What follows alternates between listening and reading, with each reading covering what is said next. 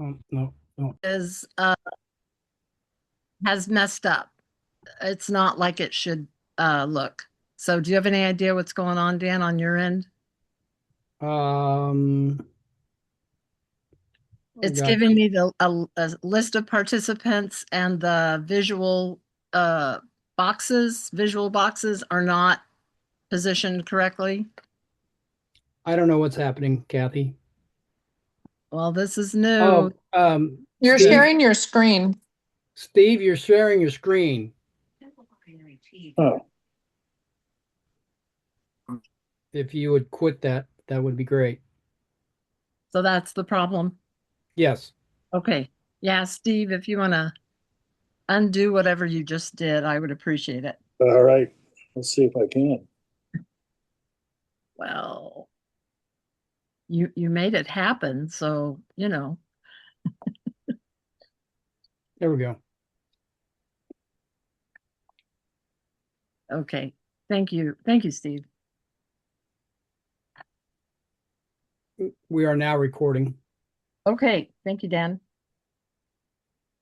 Okay, it's a little bit after 6:30, 6:32. So we'll go ahead and get this meeting started. Welcome, everyone. I'm Kathy Gleason, currently president of Turnagain Community Council, and we really appreciate all of your participation at our meeting this evening.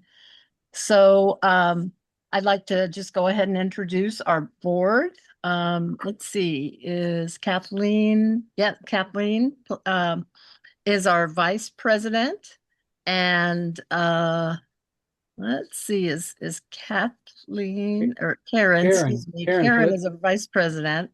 And Kathleen McCoy is our treasurer. Chris Habich is our secretary. And we have the one at-large board member, and that's John Isaacs. We also No, have two. no, we have Jonathan Galen's on here too. Yeah, if you just want to hold on, Dan. And then we also have two Turnagain Community Council board-elect members that will be start serving January 1. And that's Jonathan Galen and Sandy Rabinowitz. I don't think he's zoomed in this evening so far. So welcome, everybody. So the first item of business we'll have is approval of the agenda that was sent out with our second meeting notice. So if I can entertain a motion to approve the agenda, I would appreciate it. So move. Okay, thank you. And I'll second. John Okay. Isaac seconds. What? John Isaac seconds. Okay, thank you, John. So does anybody have any objections to approving the agenda as presented? If not, the agenda is approved.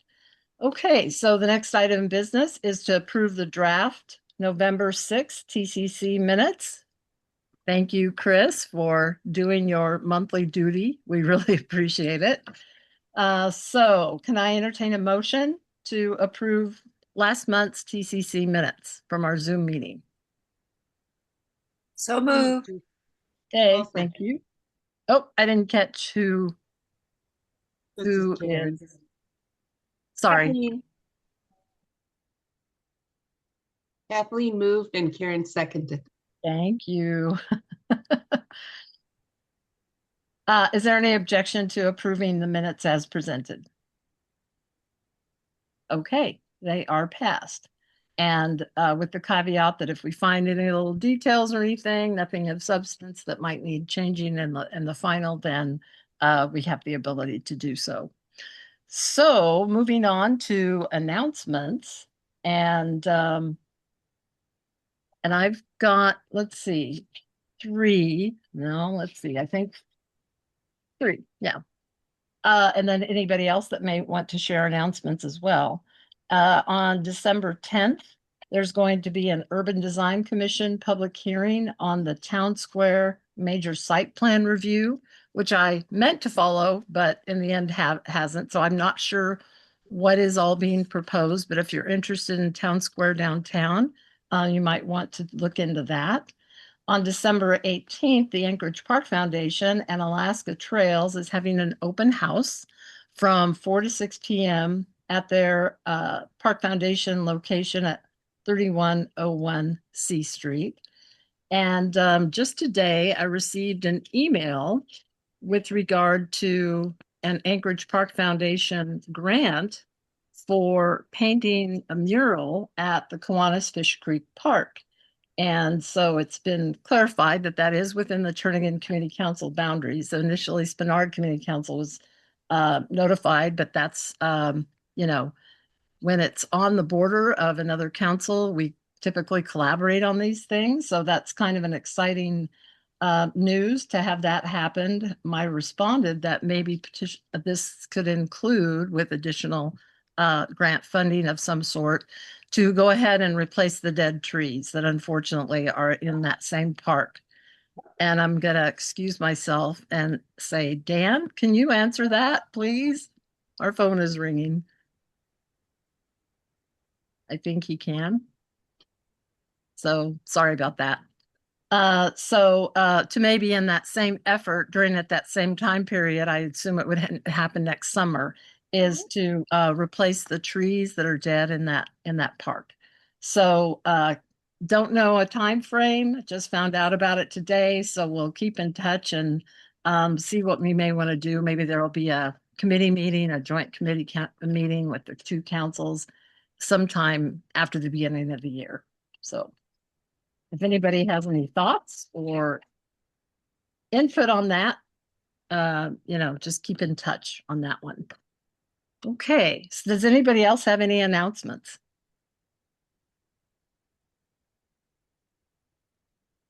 Hey, Don't see any- Kathy, this is Yeah. Kathleen Kathleen. Pulaski. Just be aware that in addition to slippery roads with these warm temperatures, a neighbor texted Jean and myself 2 nights ago at about 10:30 saying there was a large bear walking down Lusac and Arctic Circle. So the bears might not be completely asleep in this weather. So just be careful, everybody. Wow. Okay. I guess the bears don't think it's winter yet either with this kind of weather. I don't even know what the temp is now. Anybody know what the current temp is? It's got to be 31. 31. Wow. Thanks, Kathleen. Anything else? Any other announcements from anybody? If not, we will move on. What's new in Turnagain is something that we added a couple of years ago. If you just want to share a little tidbit of anything going on in Turnagain that might be of interest to neighbors. Chris, you've got your hand raised. Yeah, I just wanted to mention I'm working with Mark Larson on the project over at Rumig Hill, which is a project we're going to put in for Anchorage Park Foundation funding to improve that area and get trails in. And just want to let people know the city's been doing a really good job of keeping that area free from campers. And that there's a lot more activity going on in there from neighborhoods walking through. And so it's already, we're already seeing some of the benefits of moving that into a more useful or a more used area for the local neighbors. That was all I wanted to mention. Yeah, thanks, Chris. I actually participated in a meeting yesterday that was brought up, Anchorage Park Foundation quarterly meeting that I'll report on here in a bit. And yes, they brought that up. Chris Beck brought that up, that a lot of people worked really hard back in the fall to get it spruced up, and that no campers, everything got cleaned out. So thank you, Chris, to you and Chris Beck and all the people that have been involved with that, including West High students. I assume they were involved in that cleanup effort that took place this fall. So Thank you, Chris. I appreciate it. Okay. Anything else under what's new in Turnagain? If not, we'll move on to an old and new business item. In this case, it's new business. We've rearranged our agenda to accommodate two presenters from Chugach State Parks or Chugach Electric Association. So we really appreciate both of you attending. And Nikki and Julie, I'll just hand it over to you. You can introduce yourselves and fill us in on what's going on. Everyone. Thank you, Kathy. Thank you, everyone, for letting us join your meeting tonight. My name is Nikki Giordano, and I am it's been about a month, but I am the new manager of stakeholder engagement. And prior to joining Chugach, I was with the Anchorage Home Builders Association, where I worked with members and the community. And I also worked on codes and regulations surrounding home building. So in my new role, I will be your liaison. So anytime you all have anything you'd like to hear about, questions, concerns, I'm your go-to resource. So please let Kathy know if you have any questions. She does have my information. And at Chugach, we're committed to strengthening our relationship with community councils. So I look forward to working with all of you. And again, please use me as your resource. And I'd like to turn it over to Julie Haskett. She's our senior manager of corporate communications, and she'll fill you in on a few upcoming dates we have. Thank you, and thank you everyone for allowing us to be on the beginning of your agenda. We're very excited at Chugach to have a third person in our corporate communications office. I've been there for almost 10 years, and there was only 2 of us, and now there's 3. And Nikki, as she said, will be dedicated to community councils, among other things. Nikki, I was thinking maybe you could put your email in the chat. So if you want us to come to a meeting or you just have a question or whatever, we're going to be there for you. We're excited that we now have that opportunity to actually have that person. We wanted to let you know that there's 2 seats that are going to be open on the Chugach Board of Directors come spring. Hopefully you got a copy of our flyer. So if you had any interest in serving on your utility board, this is a really exciting time. The applications are on the website and anything you need to fill out. The deadline for the applications is January 26th, so you have time. It's also, we're taking our bylaw, any bylaw changes somebody wants to propose. So we're just trying to get the word out that we have 2 seats on the board that will be up for election this spring. It's always fun getting new people on the board. So I won't go on. I don't want to hijack your agenda. But since we are here, if there's any quick questions we can answer before we go, we're happy to do that. And I would just be remiss if I didn't remind you all that next week the temperatures are expected to drop to single digits. And I always tell everyone to be ready for power outages. We hope they're not going to happen. But if they do, we want you to have your supplies. Be ready if it happens. So now looking at those digits coming up next week, I just wanted to put in a plug. So with that, I'll just open it. Any questions before we go? And Nikki did put her email in the chat. Okay, thank you so much. Does anybody have any questions for either Nikki or Julie? All right. I see Marnie Isaacs on there. She's on our member advisory council. Oh, excellent. Excellent. Yeah. But, so she keeps you guys all on the straight and narrow. Is that her role? Yeah. Well, looks like you're going easy on us. But again, we're here for you. So let us know what you need and when you want us to come to your meetings.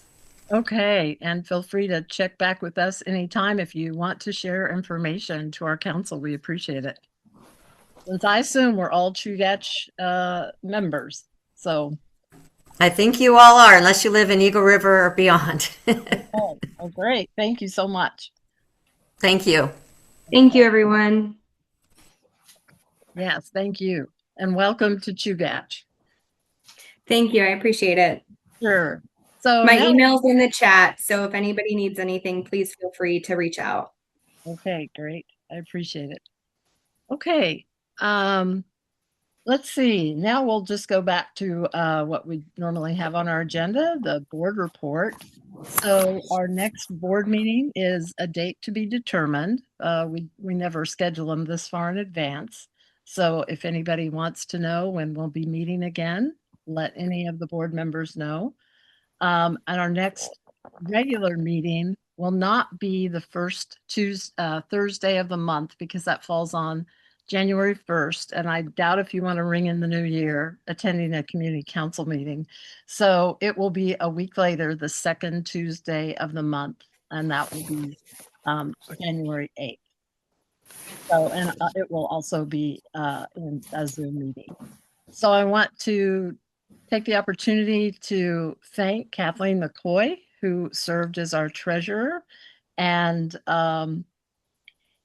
Lamar Cotton, who had resigned from his at-large board position earlier in the fall, because we really appreciate your efforts and serving on the board. It can be a lot of work and a little bit time-consuming, but we appreciate your efforts, and hopefully you will remain active TCC members and participate in our council in that way. And so I want to say congratulations to those who were elected last month at our November 6th meeting to serve as the 2026 officers and board, and especially the new additions, which is Treasurer Sandy Rabenowicz and Jonathan Galen serving in the second that was open at-large board position. So thank you so much for both of those, and congratulations. So I'm going to turn the next item over to Vice President Karen Pletnikoff to briefly address conduct from last month's meeting. So Karen. Thanks, Kathy. At last month's meeting, during a discussion about some comments that TCC was planning to submit, there was not a smooth transition between taking comments, and it was followed up by an email from one of our members with some issues with the way it was conducted, and with and some other associated issues. We've sent some emails back and forth to try and address her concerns. And we just wanted to have just 2 minutes to see if there is anything in the response from today that need to be aired right now, or if we are comfortable to work together and move forward. TCC board put together a response letter and reviewed it and sent it on, and we haven't heard back, but we also don't have to do it here. We just wanted to make sure that some space was held in case we needed to. Okay.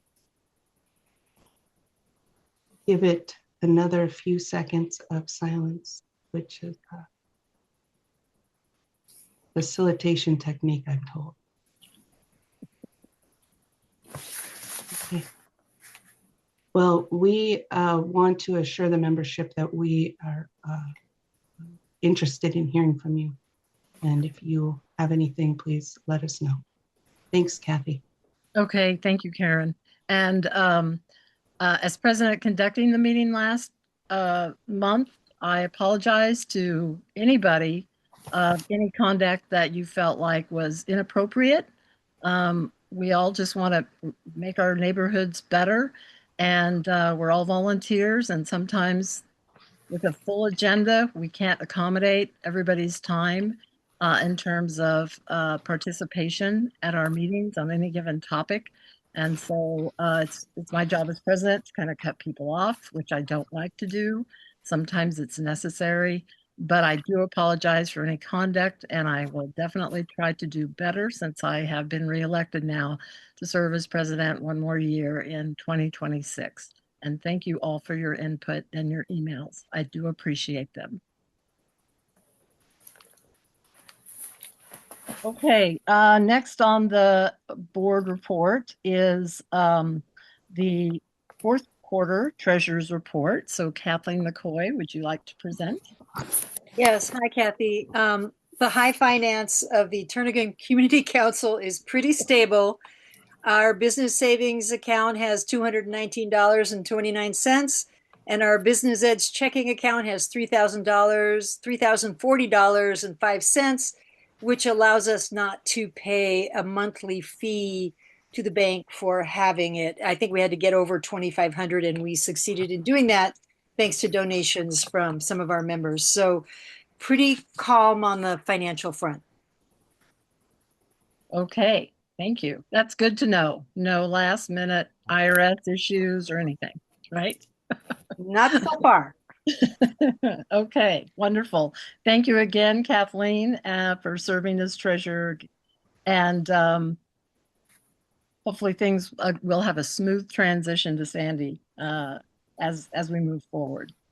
Okay, next item is just a small update to the 10-year Community Council boundary project that's been going on for multiple years. The Assembly had opened a public hearing on this item on November 4th, and they did take a little bit of testimony. They continued it to December 2nd. I was there both last month and this month, prepared to testify on behalf of TCC on the positions that we have approved with regard to this effort. And the Assembly chose to continue the public hearing again to January 13th.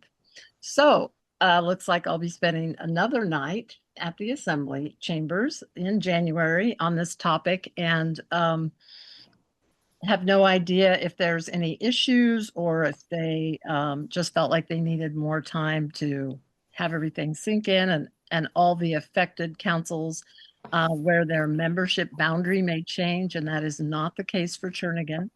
Our only issue was reducing our coastal boundary from low mean tide to high mean tide, and we do oppose that change, but our boundaries as far as members won't change, but there will be some for other councils. So again, then that continued public hearing on the 10-year Community Council boundary update is now January 13th.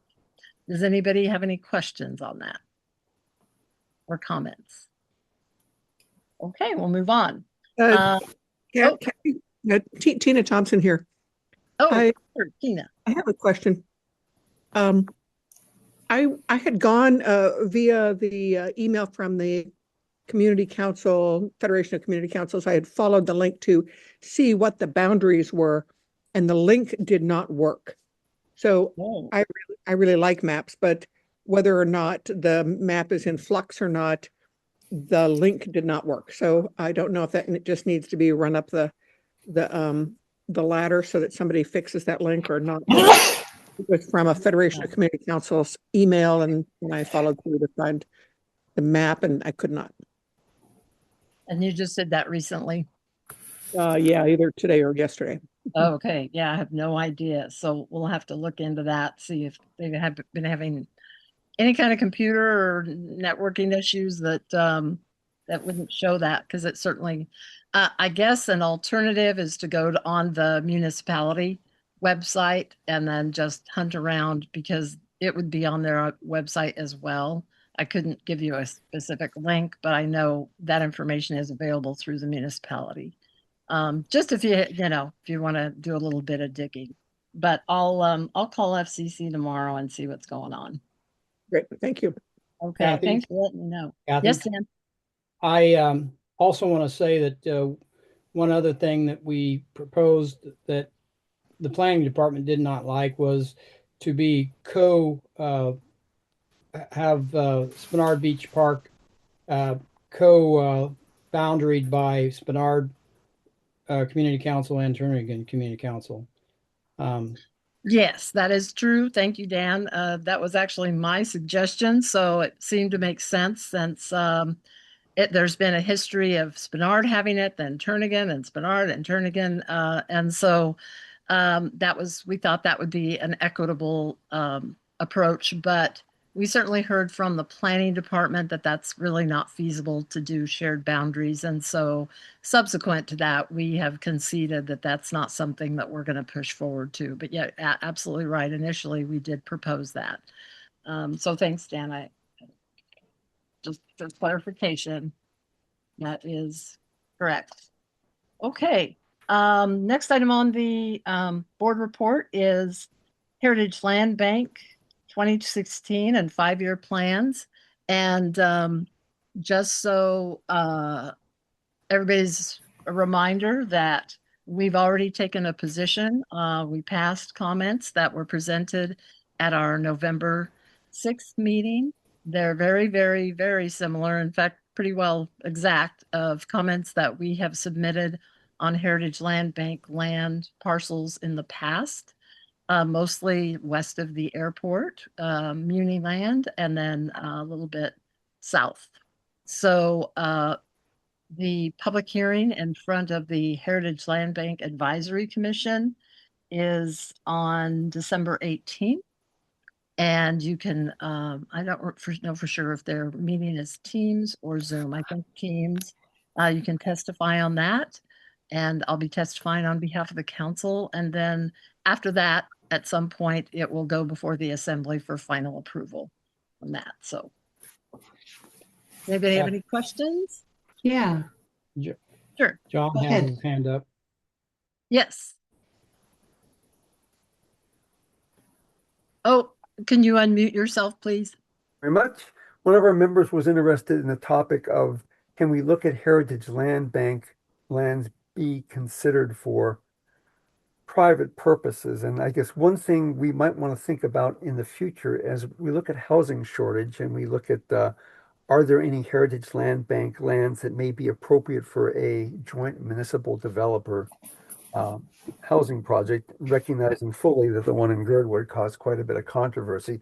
This may be something that we want to revisit in the past. I don't think we have time to do it now, but I would suggest that maybe it's a land use committee meeting sometime next year to take a look at what we might want to do with any changes on, are there any appropriate HOB lands that could be considered for housing development?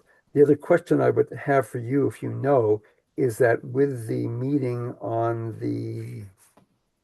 coming up on the 18th, can other members of the public attend and can they make comments? Oh, absolutely. Yeah, this is an open public hearing, just like any municipal commission.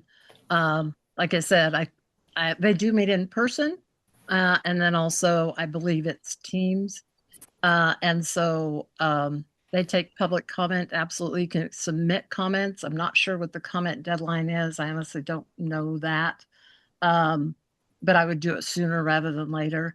The one thing, and boy, I'd have to refresh my memory on this, but I don't believe there's any Heritage Land Bank land parcels within Turnagain, although something we can definitely confirm or say that's not true. That would be appropriate for housing. Certainly not the ones west of the airport where the coastal trail runs through. It's identified in every plan that addresses those parcels in that area is for parks and open space, natural areas to be preserved. And then the other parcels that we keep asking for, we have for many, many years. In the 1984, oh gosh, forgot the exact phrase. But anyway, they are parcels that were selected when there was, state land and muni land and so forth, possession. And so their parcels, none of them are within the boundaries, but they are in West Anchorage. And we have taken the position we'd like to have those transferred as per that declaration in 1984 that they should be transferred to the municipality. And it covers things like Little Campbell Lake and other areas, other recreational areas. Again, nothing that would be suitable for housing. So we can confirm if we want to look into that. John, if you want to take the lead on that and remind me, if we could just dive into that and see if there's any HLB parcels within Turnagain boundaries that might be appropriate for acquisition by or public-private entities for housing.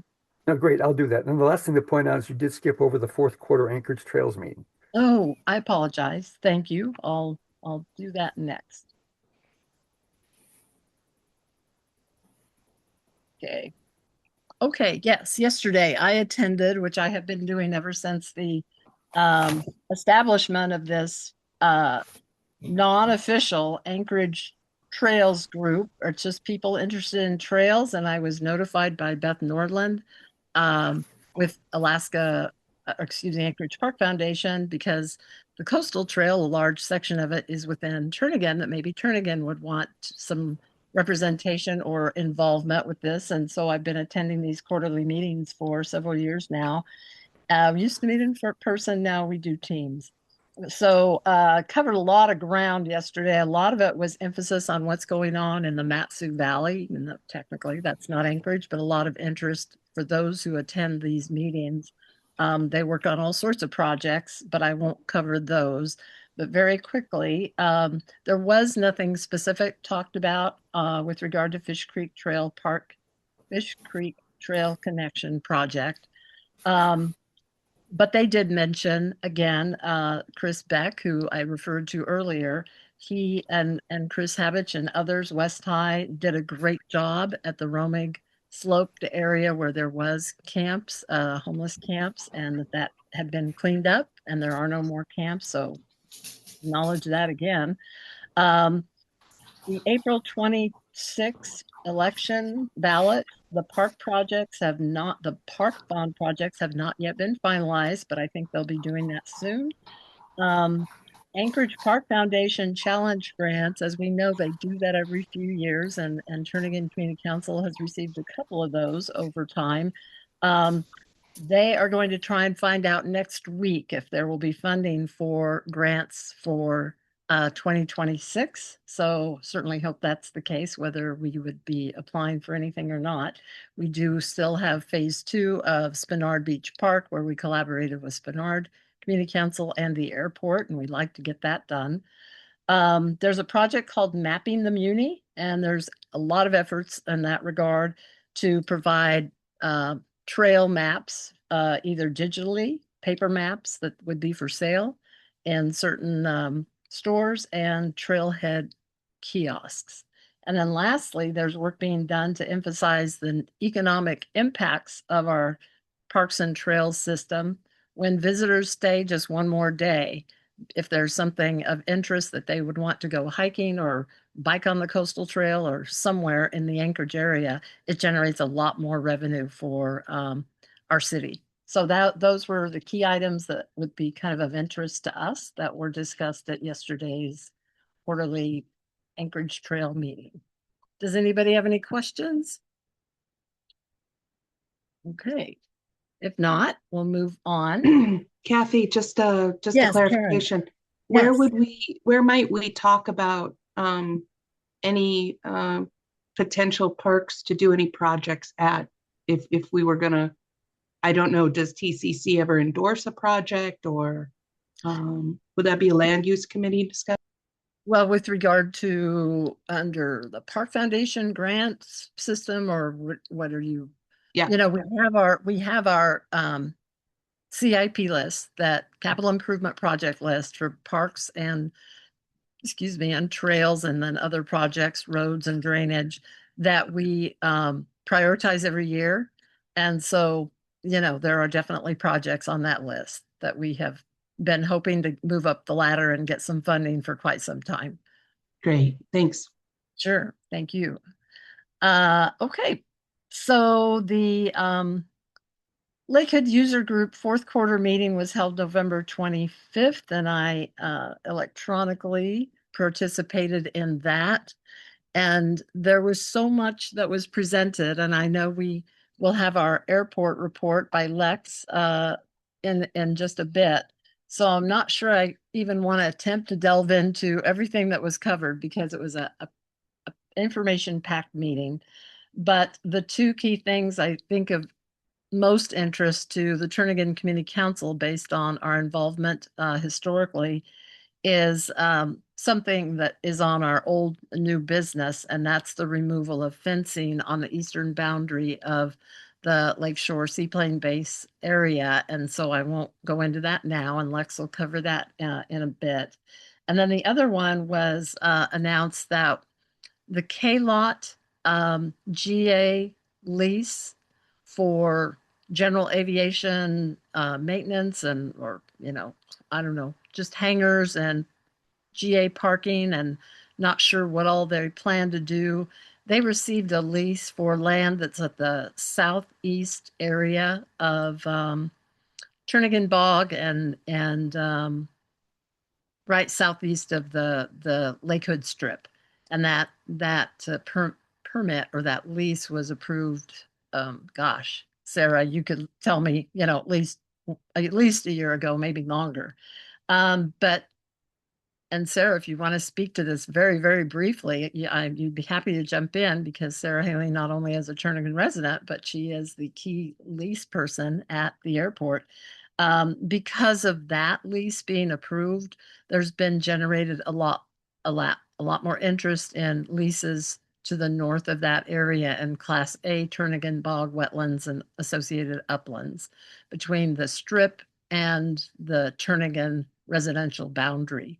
And so that is definitely something of concern to the council, because we have been fighting for that to remain a protected buffer.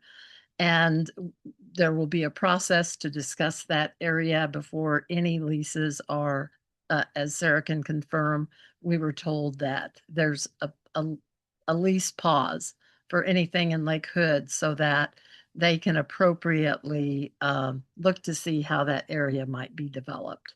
So Sarah, do you want to add anything to that? I will. I know that the key players are on this call as well. Jennifer Pepin, who is our engineering manager, she was also describing it's going to be probably a year-long study of that east side of the gravel strip to ensure that the airport plans out accordingly any other developments that may take place to the north of that K-lot area that is currently leased. So we will continue to move forward with that lease, and he'll do his developments as he has planned. But any future leases and inquiries, we will put on pause until we can get a utilities study, watershed, hydrology, things like that. And we think that that will take about a year. So that puts us at late 2026 when we think that that might be ready. And it's still really, really early in those stages. But the airport does know that's the direction that would best be for the community and for the airport. Okay, thank you, Sarah. Is there any public participation during this time frame of a year of it being reviewed and studied? I think it's still a little early to tell. This isn't something that I think the airport has done a lot of. The study may be internal to DOT, or they may have to go external to a contractor. So I don't know the details, but you will absolutely, Kathy, be in the know, and the rest of the communities surrounding the airport when that takes place. Okay. All right. I appreciate it. Thank you. Just FYI, I did have a brief phone call with Matt Clayman telling me that he might be running late in terms of participation this evening.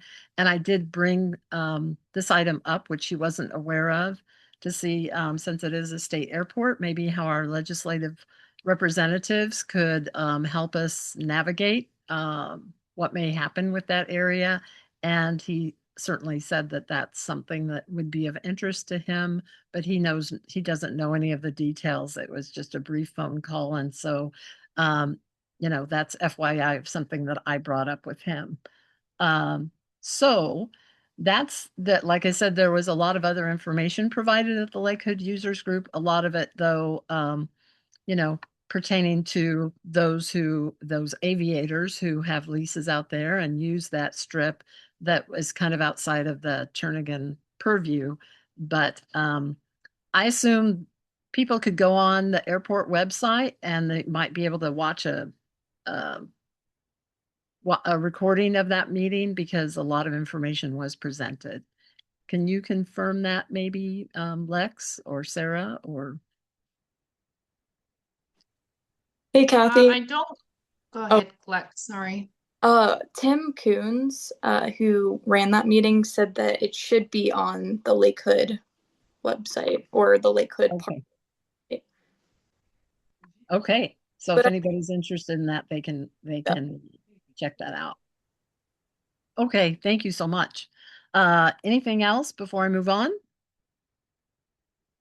Okay, I know last month it was stated that J.J. Brooks, the housing development proposal at West Northern Lights and Turnagain, that we might try and get him at our December meeting. To be honest, I did not even try because our agenda was starting to book up so fully. So I'll just put a maybe in January. We'll hear from him. That's a goal till we kind of get past the year's end and see what might fall in our lap during the rest of this month. It would certainly be interesting to him participate and give us an update at in the near future. So we'll just see if that works out for January 8th. With regard to the AMATS Minnesota Drive and L&I Streets Corridor Plan, the advisory committee had initially planned to meet sometime in November, but that did not ever take place. And I did contact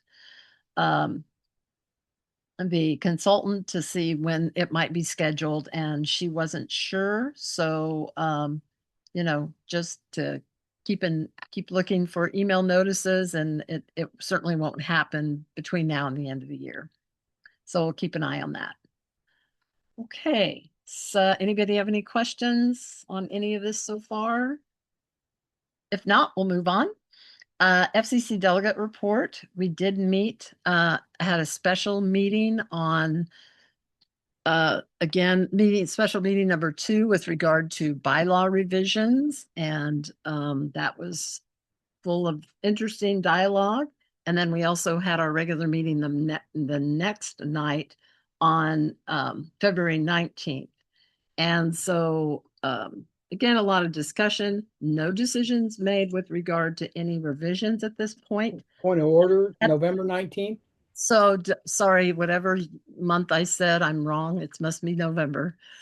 Thank you, Dan, for clarifying November 18th and then November 19th. Two nights in a row. And so just a brief summary, because there's no way we could capture everything that was discussed or said.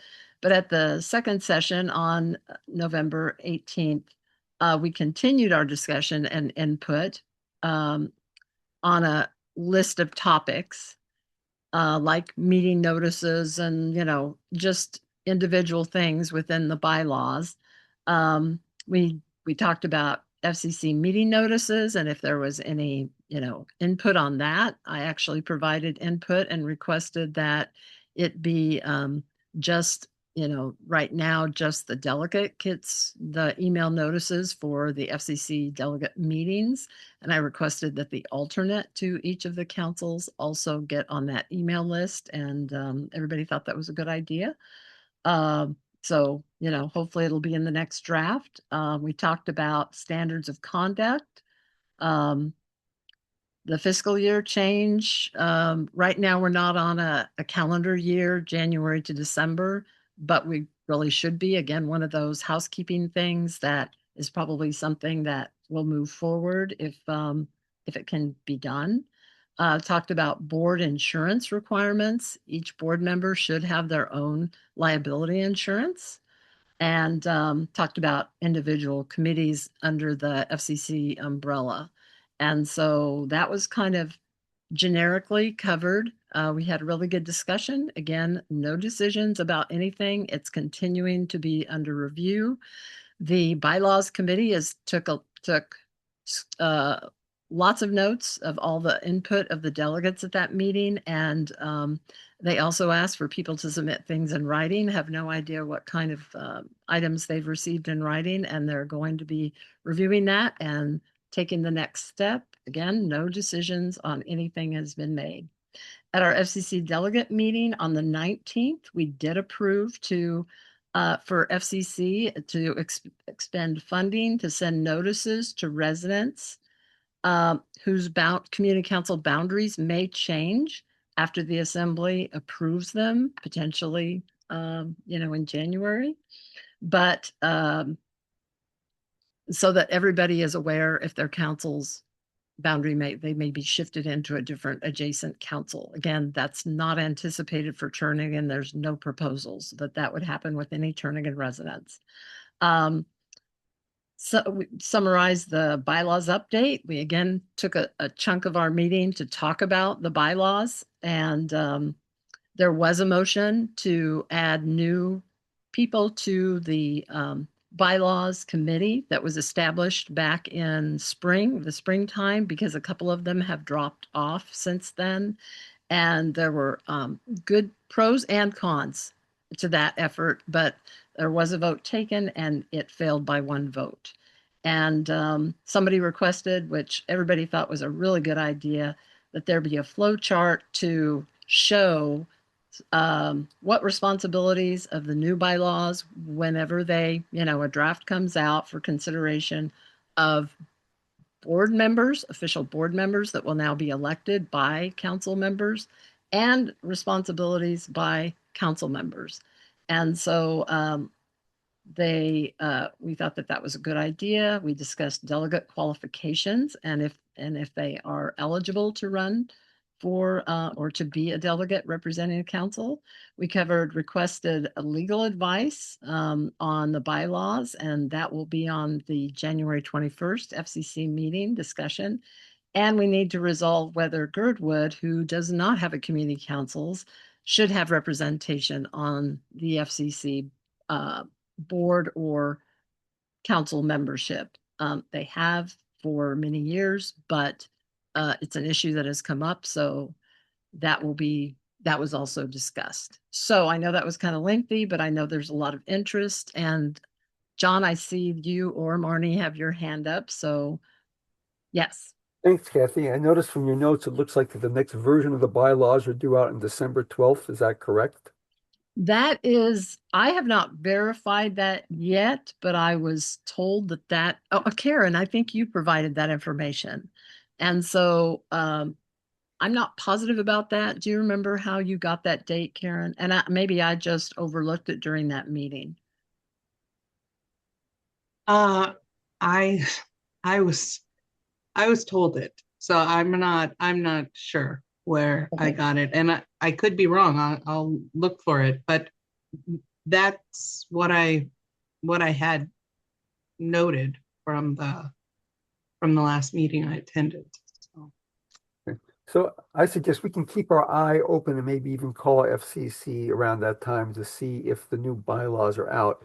They may put them on the FCC website, but if we can get our hands on them, that's something that we can put on our agenda for the January TCC meeting to review.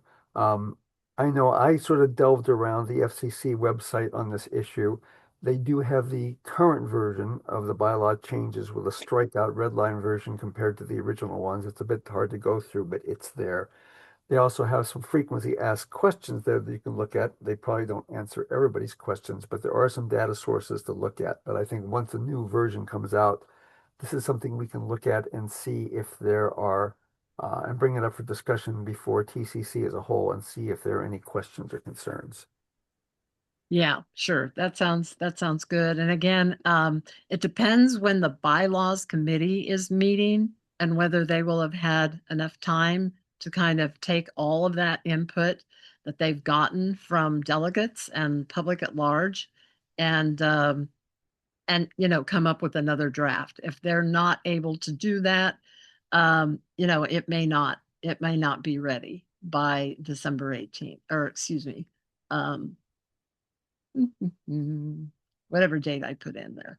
So, and may I just note that if it is taking longer, it's probably a good thing because they had received significant comments about the draft they put out. So. Okay. Yeah. Thanks, Karen. Good point. There's no deadline. There's no timeline on this. We don't want it to drag on forever, but it's important. And so, all the delegates want this process to take as much time as necessary to get it right, you might say.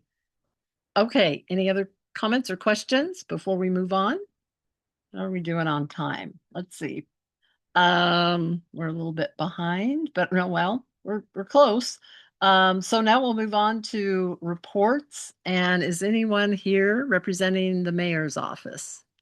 Always put that on there, but they do not have somebody that regularly attends council meetings, and so no one is saying they're here. Then we'll move on to assembly report. Anna, are you with us now? I'll have to see. Is Anna Brawley? Anna, are you with Yeah. us? I Yeah, didn't I'm see her. Oh, there you are. Hi, Anna. Welcome. Hello. Yeah. Yeah, I'll give my report. I was just making some notes and then happy to answer questions. So I'll jump into it. So the biggest thing that happened in the last month, at least on the assembly side, is we passed the annual budget for 2026 at our November 18th meeting. So we didn't make a lot of changes to the budget. I know there was some coverage of it if you saw in the news. But we did run a few amendments. So I think the theme, and if you heard any of the discussion, was really, how do we make sure that we are budgeting and spending within our means, but also how do we meet all of the obligations that we have and all of our the expectations that folks have for quality services. So anyway, so we passed just a few amendments. I'll mention one is to fund an additional free day for seniors. So currently, folks over 65 can ride for free on Wednesdays. And so this would add another weekday. And part of the value of that is obviously it has a cost. It was an amendment of about $100,000. But it also may reduce some of the usage of our anchor rides, which is the on-demand service that we pay for that folks can schedule. I know a lot of folks use that for appointments and things. So it's a valuable service, but the contract for that has gone up significantly. And so, so we're not trying to make it go away. But I think it is a way to maybe have non-urgent usage and just really having folks use the bus, the regular bus that comes through the neighborhood. So that was one thing. And then also, in order to make room for some of those priorities that we did pass, we actually made some reductions as well. So we made about $200,000 total of reductions. Of course, that was also, it was a budget neutral amendment. So it was to make room for those other priorities on both the executive and the legislative branch sides. So we had a lot of discussion about really getting into the nitty gritty of our budget, things like overtime, things like travel and kind of what different departments use that for. Folks think of it as vacations or whatever conferences, but also it's literally paying for gas for those departments like audit that need to go to different buildings. And so it's kind of hard to parse some of the details in our budget, just looking at what's on the page there. But we had a really good discussion. And I think the other main theme out of all of it is that we are not done with our budget. So I think I've said before, we make a lot of decisions in November so that we have a budget set for January 1st, the start of our fiscal year. Also, the budget is not really finalized for the year until first quarter budget revisions in April. And that's when we actually set the tax levies. And in the meantime, we have the school district budget. We have the assessor determining what property values are with opportunity for, property owners to appeal their value determinations. Anyway, there's all these pieces that kind of flow together. And so I expect a lot of additional work on the budget in the meantime with a number of things that are still in flux, like the fire department budget, trying to address some needs there, other employee contracts, things like that. So, or, collective bargaining. So anyway, so it's a work in progress by design, but also this year it's going to be especially, I think we'll see some significant movement by April. So that's the budget. And then continuing on with the theme of money, there are 4 revenue proposals before the assembly right now. So I'll just briefly list them off. They're on the website that I'll put in the chat afterwards. So they've been introduced by various members. One is a 1% sales tax from member Martinez on the east side. One is a 5% tax increase for short-term rentals, things like Airbnbs. Then I have a proposal to increase the bed tax 2%. So currently it's 12%. It would go to 14%. The purpose of all of those is outlined in those items. They raise different amounts of money. They have different kind of general purposes. And any of those things would need to go to voters. Voters approve things like sales taxes, bed taxes, any of those. So really what we're debating is not whether that becomes law, but whether we put it on the ballot in April 2026. So just to be clear about that. So 3 of those are going to be up on our agenda on December 16th. The public hearing on them isn't open anymore, but we've been continuing to move them forward. We haven't had a robust debate about any of them yet. But there's always time to email. So you can email us at assembly@anchorageak.gov. Again, I'll put that in the chat. The other one that's on the agenda is not from the Assembly. It is from the mayor's office, and it is a 3% sales tax. And I know that's been in the news as well. We've gotten a lot of emails so far. We had a fair amount of testimony on Tuesday. So that is still open as a public hearing. We had our first public hearing on Tuesday, and then that item was continued to our first meeting of next year, January 13th, 2026. And again, you can email, you can plan to show up and testify, you can sign up to get called and testify on the phone. So we're really working on and really working to understand from the mayor's office what the priorities are. And so, like I said, I'll put the website in the chat, but there's a good write-up about each of them if you want to digest. I know public finance and our budget is complicated, so it's helpful to take some time and read those and really reflect on, what you think we should or shouldn't do. So I would love to hear from folks on that. And there's more time. All of the things that need to go on the ballot are to be decided by January 27th, 2026. So that's our second last meeting of January. And that's really the deadline for determining what goes on the ballot. Anyway, so that's why a lot of these are being continued. So it won't be really resolved until next month, I think. One other thing to note on ballot items, and I think I mentioned this last month, I brought an amendment to add to the 2026 bond, or really to move up. It was on a future year to move it up to 2026, $500,000 for a basically revised study and design for Turnagain Street. So the part from West Northern Lights down to that S curve where it meets McRae. So that did have a design done. But I remember a few years ago talked about this with some of the folks at the Muni. Basically, the design that's there is great. It has lots of sidewalks, lots of good amenities, but it is so expensive to build because it would require a fair amount of right of way, and it's a very just high level of design. And so it's basically infeasible. It would never get prioritized by all of the measures that they use for feasibility. And so the only way for anything to happen with that road eventually is for it to be redesigned. And so that's what that money would be for. There'd obviously be a public process. That's how all of those processes work. But really the goal and the kind of need would be to pare it down, maybe have a sidewalk just on one side, right? To really kind of scale it back so it's easier to build, so it takes less private property. I know that was a huge issue the first time around. And then that's really when in the future, then it could get funding to be constructed. So we're not talking anytime soon, but that's really kind of the next step. So that was supposed to be in 27. I made an amendment to move it up to 26. And there's a few other things in there for parks and things. But again, we'll be talking about the bonds again in January. So we'll have more information then. A couple more quick updates. I saw on the agenda, you mentioned the community council boundaries changes. So that was at our meeting on the 2nd, but we continued the hearing. So you can still testify if you haven't already. And that's also continued to January 13th, 2026. So there were some folks working on amendments for, Kathy mentioned there are some areas that may change. And so folks representing those areas are working with their councils as far as what those amendments might look like. I will report back. I know one of TCC's comments was on retaining the low tide mark as far as a boundary. So I did ask about that in our work session. And what I learned was that's actually not a standard measure. Like it's hard. I think we have it on the map now, but it's actually not really an easily measurable way to draw boundaries. And so I know the concern is whether folks would get notified or be able to testify or make comments on things happening in those areas. And so I think there's definitely still ways to accomplish that. But I think it might be a heavy lift to try to get them to redefine the the tide mark. So just to report back on that. And then lastly, I'll just say, circling back to budget and fiscal policy, I shared a couple months ago, myself and member Baldwin Day from Midtown hosted a public meeting called Our Meeting, Our Budget. So we are working on a few more of those. We are going to have one again, location still being figured out, but it will be the evening of Monday, December 15th. We'll send out a flyer. I'll send it out to community councils. There's a way you can RSVP. We're figuring out the venue, but we know it'll be in the evening, probably like 5:30 to 7:30 again, and it'll be in person.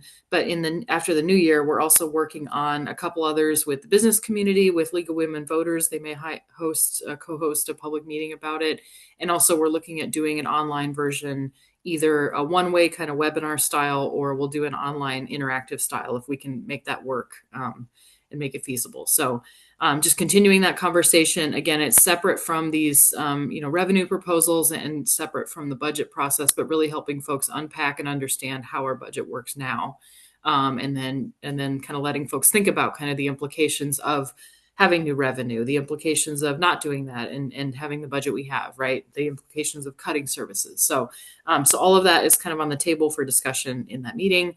So I would invite folks to participate. I'll send out more info about that when I have it. So with that, I'll take questions. Okay, who's got questions for Anna? If I can ask the board to help me look for any raised hands, I would appreciate it. Because right now I'm shifting between screen 1 and screen 2. I know I have a question, but let's see if anybody else has one first. Yeah, I don't see any raised hands myself. Okay, So. Anna, going back to the Turnagain Street item, we did scale back our official position. I don't recall, it's been, maybe a couple of years ago, maybe when you were president, it could have been even longer before then, with the realization that the design that was initially done, and I'm trying to think what year it was, maybe 2010 or something, for both Turnagain Turnagain Boulevard and Turnagain Street was done, and not feasible, and because it would require so much property take. So our position has been since then on our CIP list is a sidewalk on one side. It would be on the west to just connect up with the rustic goat sidewalk that's there and move south, and potentially lighting. I know curb and gutter was also on there, but even if curb and gutter isn't possible, but lighting, because that's been an issue. It's so dark. So we're, continue to work with us on some kind of compromised way that we could get money for that kind of a project. We would really appreciate it. And then also on the boundary situation and the low tide, high tide, understand that they have trouble even identifying where low mean tide is. But our main concern is that if the mudflats and or water aren't within our community council boundaries, as well as any other coastal boundary council, that we wouldn't have standing or official notice with any projects that would be proposed. And so if that can be worked into some kind of way as part of this boundary review, that would be very much appreciated, because I think that would address the issue and concern that Turnagain Community Council has had. Okay. Yeah, thanks for that. And I think kind of through the boundary discussion too, there was a few other places where folks talked about like where our community council's code can be improved. And so I know there's been some talk about not a full rewrite or anything, those always are scary or they sound scary. But things like that where we could talk about, because I know, for example, liquor licenses or marijuana licenses, the council within 500 feet of that location gets notified. So I think there's a way to potentially craft requirements that way. So yeah, noted. And I think the boundary change itself, the ordinance is pretty, it's narrowly focused on that, but I think there's other code changes that have come up. So. Okay, excellent. Okay, let's see, Tina, you've got your hand raised. You're muted. Yeah. Oh, sorry, Tina, you're muted. Sorry. We were talking about the Turnagain Street redesign. and you mentioned lighting. I've been interested in bike and pedestrian safety for quite a long time. Was on the AMATS advisory board for a while, and there's very little data out there about lighting improving safety. In fact, if you go to Tucson, for example, because they have an observatory, it's a very dark city, and there isn't much correlation, in fact, between lighting and safety. But one thing that does impact safety is the street design that slows traffic. So narrow lanes, roundabouts, those kinds of things built in are far more important than lighting. Lighting contractors might have issue with me, but there isn't a good correlation between lighting and safety. There is correlation between street design that slows traffic and safety. Yeah, thanks, Okay. Tina. And Yeah, and thank I you. saw your letter in the paper recently too, so thanks for writing that.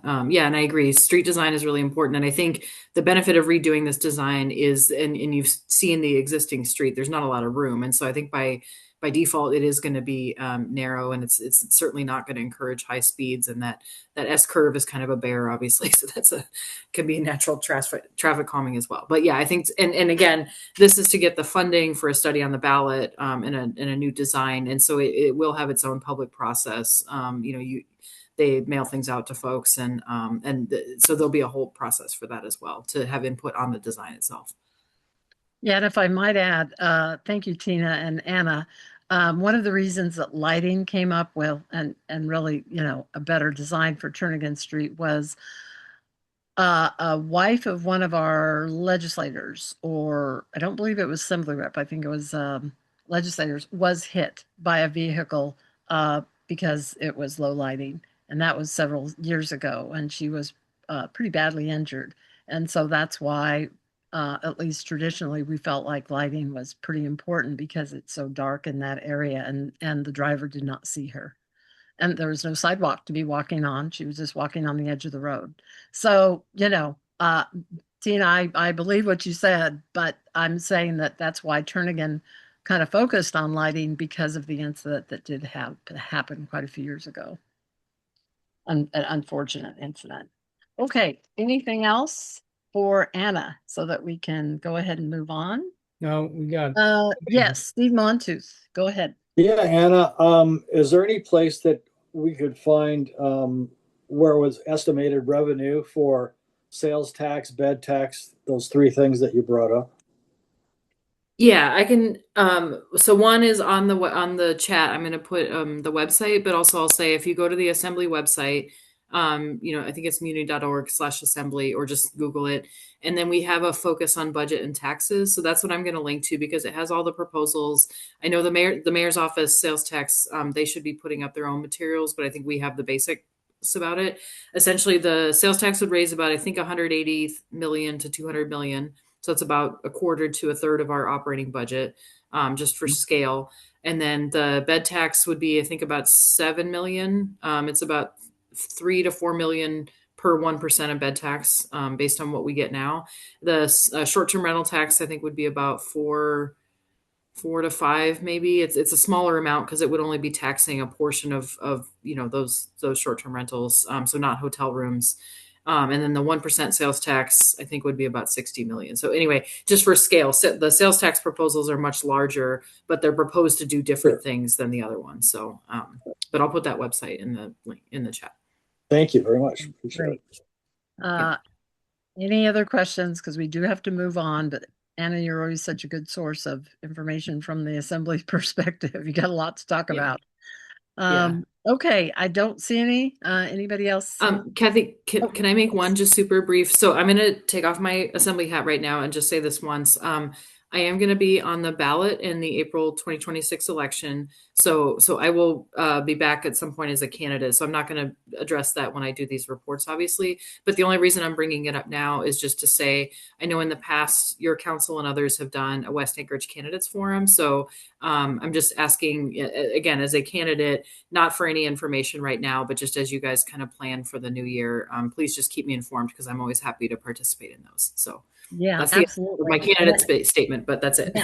And it's a good, we collaborate with other West Anchorage community councils, and they're always, participants find them very valuable, both candidates and the general public. So it's likely that we will try and coordinate something before April's election, sometime maybe in March. So sounds good. Thanks for the reminder.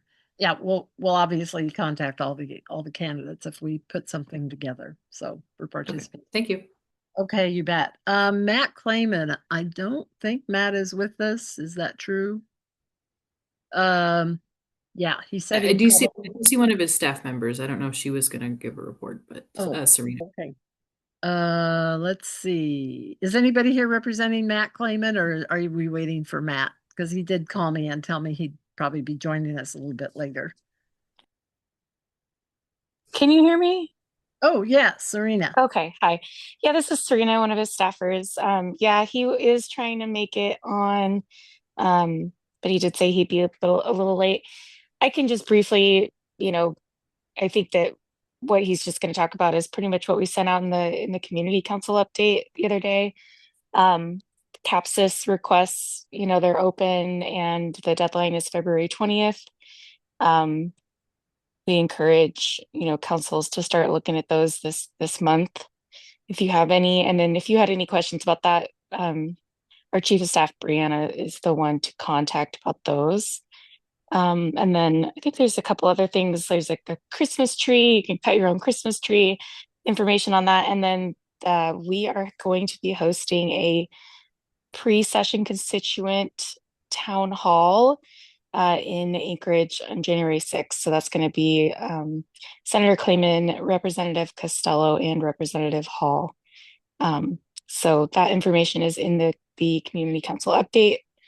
And I think that might be it. But if he happens to hop on, he'd be happy to answer any questions as well. And if you guys have any questions, I can bring those back to him as well.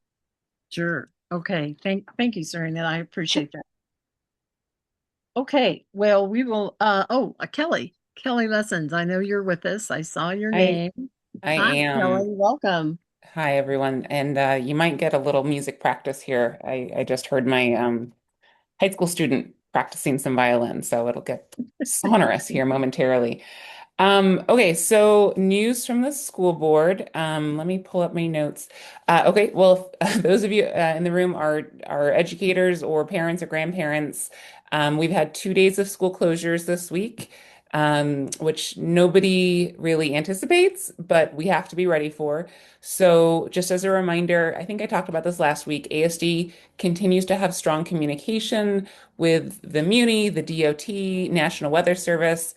There is a team of folks who drives around all different parts of the municipality at wee hours of the morning. The administrators confer around like 4 a.m. and then they decide whether to pivot to closure or not. So notifications, the target is sending notifications out to families, social media, and news outlets by 5:30 if there are delays or closures. If there is nothing on the ASD homepage, it will be business as usual. That said, we have now, with today, hit both of our snow days for the calendar that we are allowed to take. So that means that if we have additional weather-related cancellations, we will begin to identify alternative school dates. So like currently there's a day in April, which is a non-instructional day. That's April 17th. If we have another winter day, I think we can expect April 17th to become a school day. If we continue to have other winter weather-related delays, my understanding is that we would then move from the current last day of school, which is Wednesday, May 20th, to Thursday, May 21st. And if we need to go again, Friday, May 22nd. So we're all going to cross our fingers and hope that Mother Nature behaves the rest of the winter. But that's the plan as I understand it so far. We had a meeting on Tuesday this week, the 4th, and our work session, we conducted an annual review of what we call the pro forma. which is essentially a way for the board to begin to understand the level of funding we would need to maintain operations in the forthcoming fiscal year. So that's the 26-27 school year, or FY27. In short, and I think there's a piece in the ADN out just tonight, we have an $83.4 million deficit with no fund balance left to rely on, as we did last year. We used about almost $50 million in fund balance. We spent down to below best practices to try to align as many dollars as possible towards classrooms. So 83.4 million is really substantial. And I will seg briefly into a request to have community members participate in a budget workshop this weekend on Saturday from 11 a.m. to 1 p.m. at Bartlett High School. I did hear that one of our school business partners is providing pizza, so there's that. And we're going to talk about, there will be administrators and board members on hand, a little bit of dialogue about ways that we might address that deficit. And then there's going to be an opportunity for community members to provide their input through this tool we've used before called Balancing Act. And then I can provide, if you can't make it on Saturday, I'll provide the link to the website that you can use in the meantime. But from my perspective, community input is really valuable in understanding how, what do people value the most? What elements of the school system should be cut the least, which is an awful way to approach an education system. But what matters most to you, and how do you balance the budget around that? It is very hard. So if you can engage with that, that the more input we have, I think the better a sense the board will have for what the community values. So again, that's December 6th, 11 a.m. to 1 p.m. at Bartlett High School, and also available online. Okay, pivoting back to our meeting on the 4th, we did hear for the second time from a prospective high school charter applicant group. We have a middle school charter school called Stream, and this is sort of a new high school. This would be a high school iteration of that. It's called Oceans. I don't know when it may enter our formal non-action action cycle. That'll be up to our board president and superintendent to decide. But we've had now 2 opportunities to hear from them and get some questions answered. So it is a big lift, but the board has been engaged, and I understand that we will be talking to them further in that charter application review. The board, for Turnagain's perspective, it's probably useful to know that the board approved the 35% plans for a big renovation at Romig Middle School. It's phase 1. And so voters approved the funding for this design work about 2 years ago in April of 2024. And the board, at our second meeting in November, approved placement of a Romig Middle School phase 1 renovation. The number escapes me. It's around $19 or $20 million, I believe. It'll be on the upcoming April bond. So it's a big project. The roof needs to be redone. There needs to be a new secure access point to the front of the building, and a number of other improvements need to be made to improve the safety and educational quality of Romig Middle School, and also the energy efficiency. We talked about that a bit. And then we also reviewed like our 6-year plan for our capital projects, but we won't be voting on that until our next meeting, December 16th. We do have a joint meeting with the Assembly tomorrow morning from 10 to noon. That'll be at the ASD Ed Center. We talk about matters of mutual interest. I know we'll talk about the budget. I think we're talking about school resource officers, and I don't remember what else is on our agenda, but it's posted, and that meeting is open to the public. With that, I will pause. I'm going to drop a link in the chat to this Balancing Act tool, and happy to answer any questions to the extent you guys have time. Okay. Wow. Thank you, Kelly. A lot going on. Does anybody have any questions or comments for Kelly?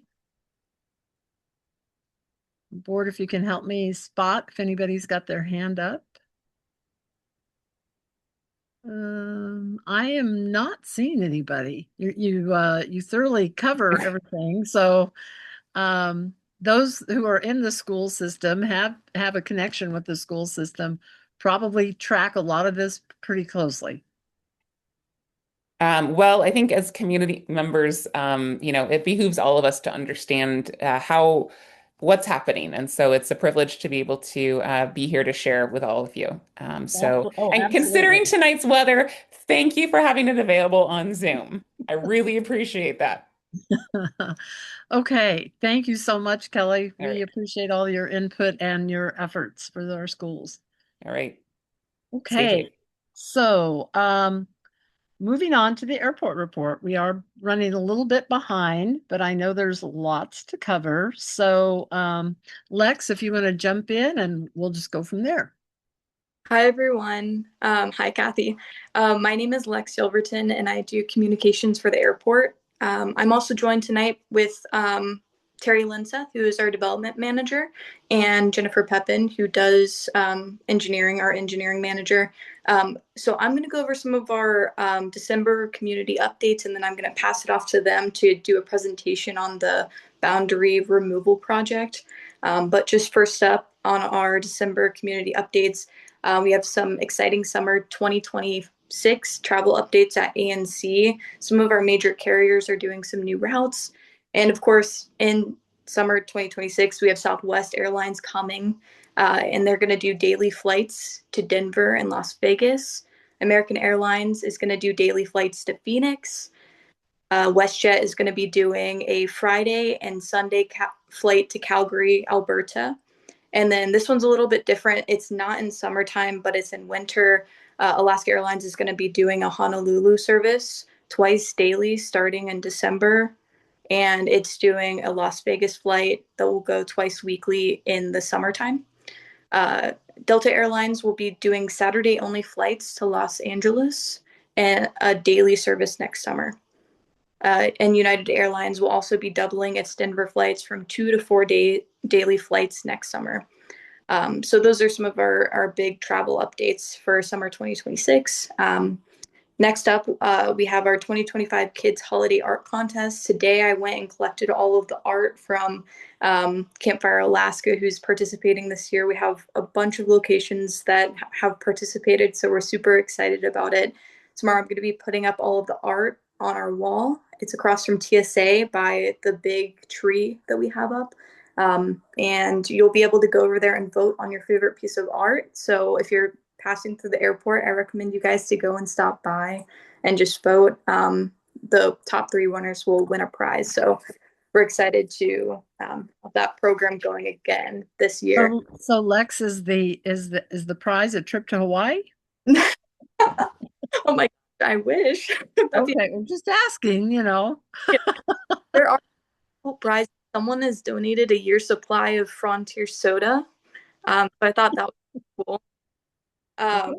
Yeah, and then good second choice. Yeah. Yeah, and so next up, you guys, of course, know we have our Part 150 noise study, and that is evaluating aircraft noise and land use around the airport. It's still in the process of being studied. It's going to go on for probably another year.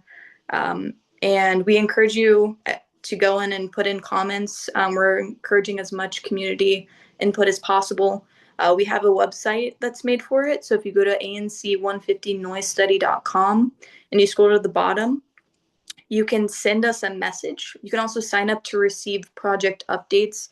And so there's a timeline on there. It doesn't just have a timeline, but you can go on and see the scope of the project, the purpose, where they're at, and really stay up to date on what's going on in it.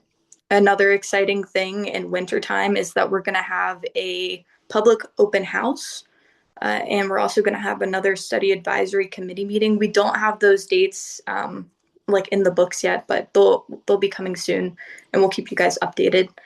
The next big thing is we have our Alaska DOT and PF aviation regulatory reform public input opportunities. So we're going to have 3 public meetings And I believe that these are all Zoom meetings, but if you can hop on and you're interested in putting an input for regulation reforms, we encourage you to attend one of the 3 meetings we have. There's one on December 8th, December 10th, and December 11th. Kathy, you're asking about what specifically should councils look at with this? And what you're specifically going to want to look at is Title 17, Chapter 42 regulations. And so that's the area that will govern both ANC and FAI. And so what we're specifically interested in from hearing from the communities is ideas for regulatory change. So it could be like clarifying an existing regulatory obligation. It could be reducing cost, improving or streamlining procedures. So if you have an experience with the airport and you think, maybe we should have a regulation that's different or tweaked, this is the time where you would put in that input. And so we're not only just taking comments, through mail and online. We recommend going to these I guess, meetings that are over the web, online meetings. And then last up, we have our holiday travel reminders. And so we encourage everyone to arrive early, check your flight before you leave your house. This is the time of the year when our parking is at capacity. And so we are really encouraging you to look at other areas to park. If our short-term and long-term parking lots are full, please check the North Terminal, the Park Ride and Fly lot, even consider using private options. And we just wanted to let people know because, the holidays, it's always, we're more at capacity. So please just check ahead of time and be prepared when you're getting ready to travel. Other than that, those are the biggest updates we have at ANC, and I'm going to kick it off to Terry Linseth, our development manager, and Jennifer Pepin, who is our engineering manager. And they're going to talk about a new project that we have coming up. Okay, and Lex, before we do that, I see that Mike's got a question in the chat room with regard to wondering if the airport has adopted the newest master plan yet, since that's, the public part of that has been finished for quite some time, it seems like. Lose track of time, but where is the airport at on that? Lex, I can speak to that. Yeah, go ahead. Hi, Kathy. Good evening, everybody. Thank you for the opportunity to speak to you on all of the things that we have going on at the airport. And to echo Kathy's sentiments earlier on, yes, we have a lot going on. So we really appreciate the opportunity to just share that information. And as always, we're very welcoming to holding special breakout meetings if you'd like to host, or we would love to host with the Turnagain Community Council. With regards to the master plan, we are still finalizing that. There was a little bit of a delay with regards to the federal furlough. I'm sorry, I've missed the word there. And there was a little bit of a lag there in getting the review of our airport layout plan. So with that, now that everybody is back to work from the FAA side, they're doing their review. And once that's complete, then we'll be wrapping up that effort. Okay, thank you, Terry. Mike, did you have any follow-up questions? Apparently not. Okay, so thank you so much. Okay, so thank you, Lex, for that report. So now we'll just kind of dovetail into the fencing project that is proposed. So fencing removal project. So just whoever's going to be covering that, jump in.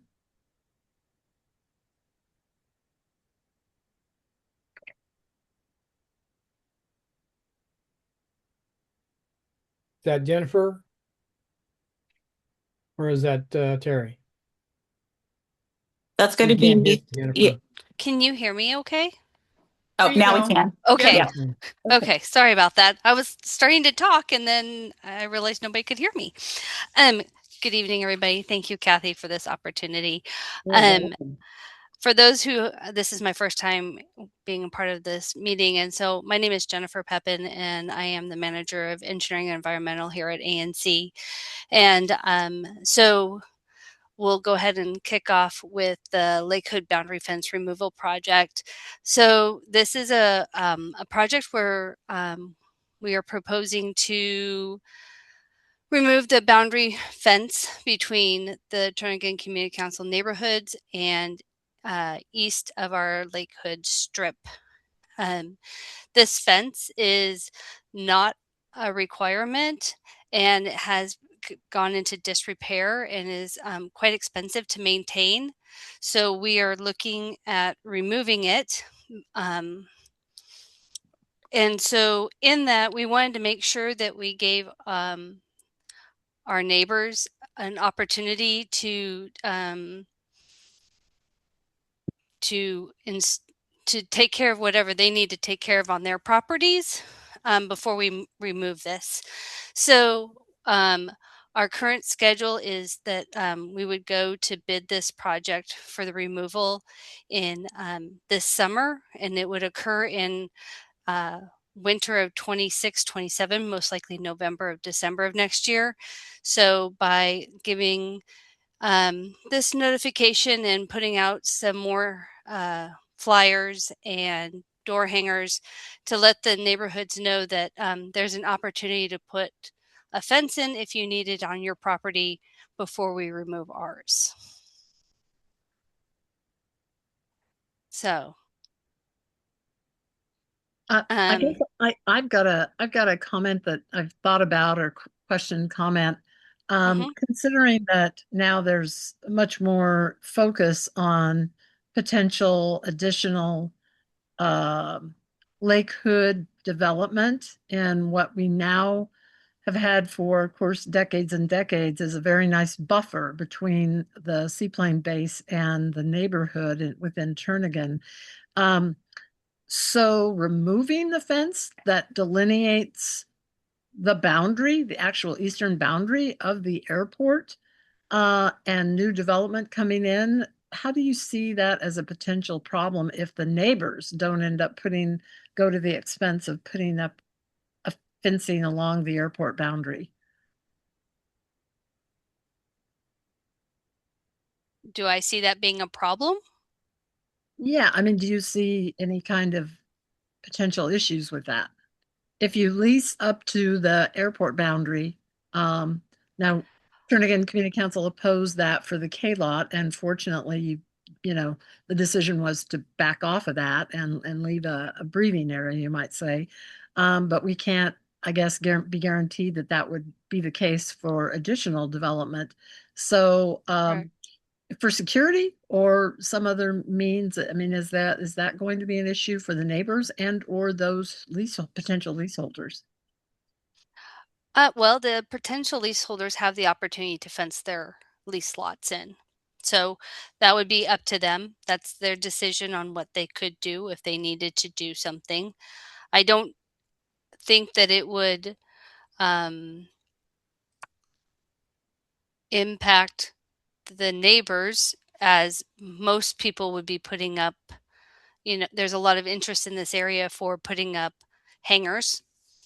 And so they would face towards the strip, right, to get the planes out there. So you would most likely have the backs of the hangars or the sides, depending on how they develop that piece of land that they choose to lease. And this is Terry, and I'll just chime in here too, Kathy. That this to kind of echo what Jennifer was saying earlier. That's why we're starting this process much earlier in the project, just to make sure that people are informed and they can make those decisions themselves. If they prefer to have a fence there, and they've been enjoying the airport fence for some time, then they have the opportunity to go ahead and reinstall a fence if they find value in that. So, and one other thing too, we've set up a process, a public information process with this project as well. And so this isn't the first time, that we're going to be requesting to address your council.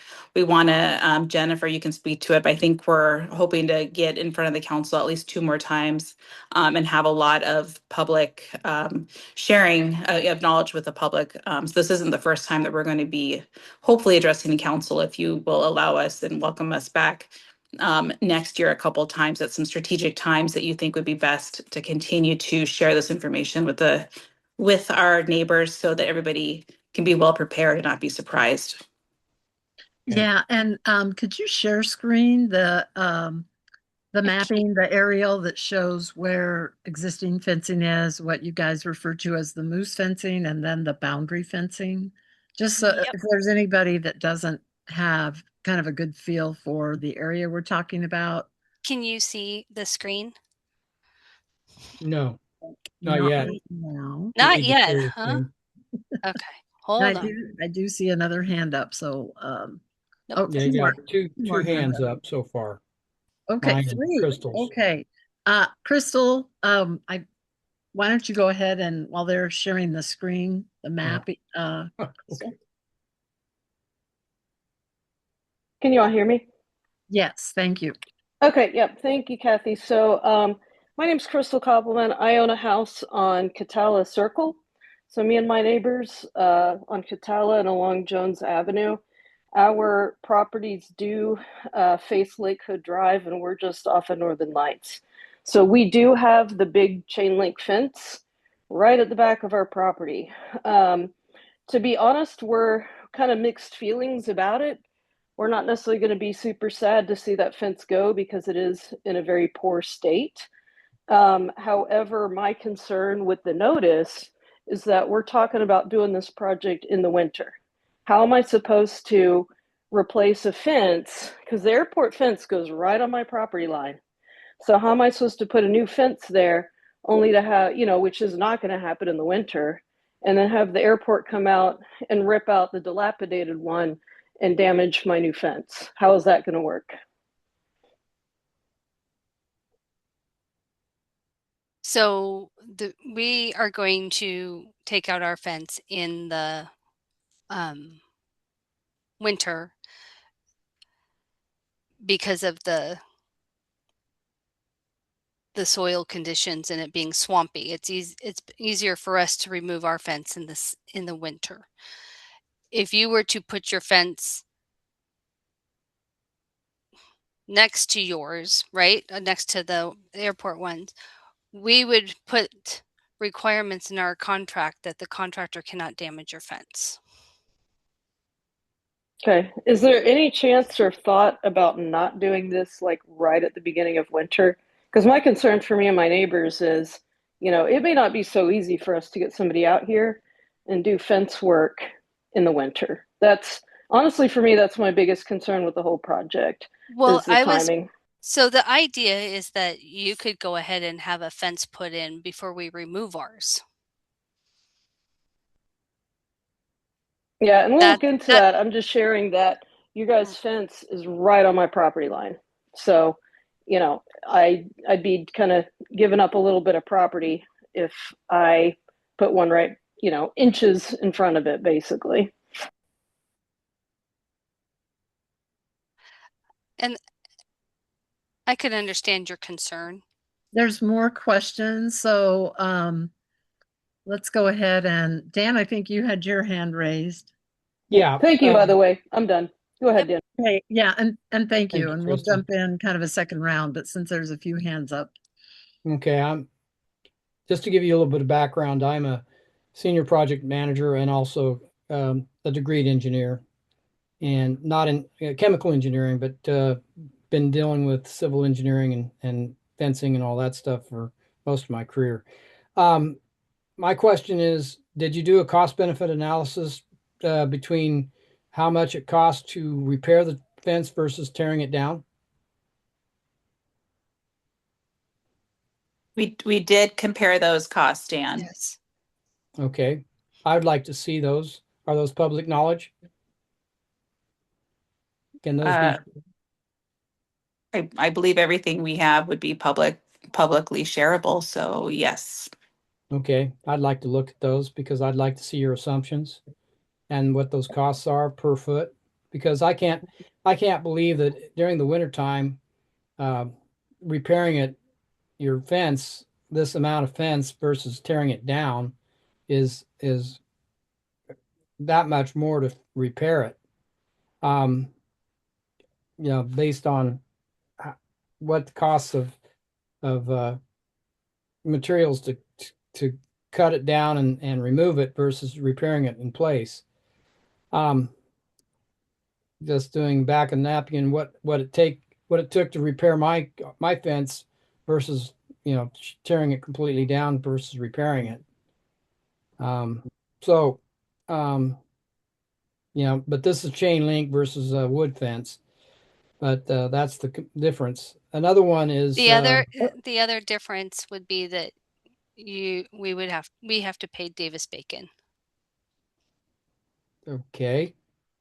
The Well, you labor got to costs pay are more. Davis Bacon to repair it versus tear it down anyway. That's a wash. Okay, Dan. So there's other hands up. So so you're going to provide that information, the cost analysis. My next question Well, Dan, is what? There's other people. no. I one more question, we'll Kathy. queue around. And that's it. Okay. Have you done a environmental study? How much moose travels go between your around this fence versus what this area, because I'm just worried about moose getting on the runway from this area. So if you notice, there's a pink fence here, Yeah. right? And that is our wildlife fence. So that is there to keep the moose off of the runway. So how's that gonna change when you have the K lot done development, because that fence is on the other side of the where that K lot is. They are responsible for relocating that fence.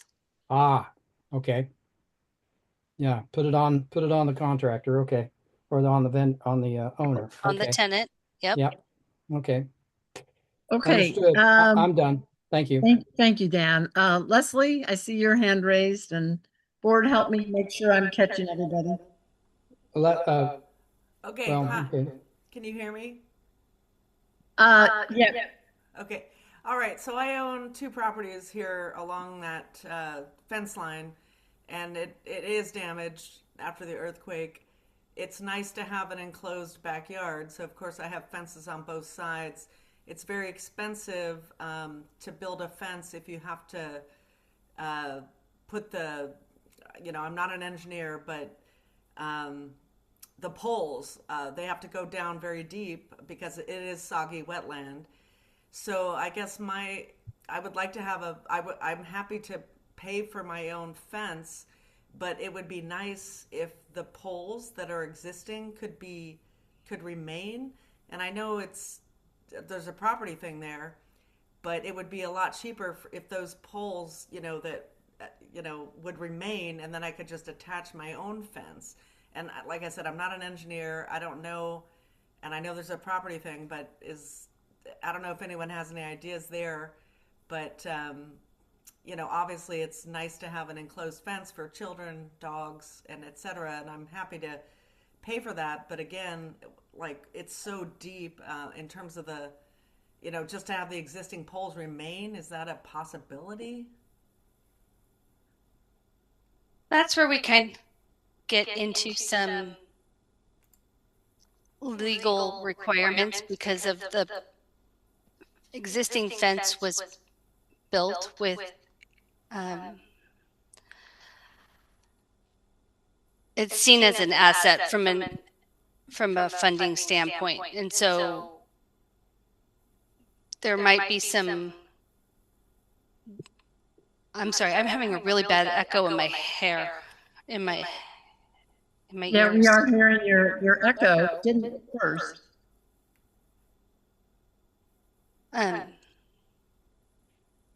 So I'll continue to try to hear myself.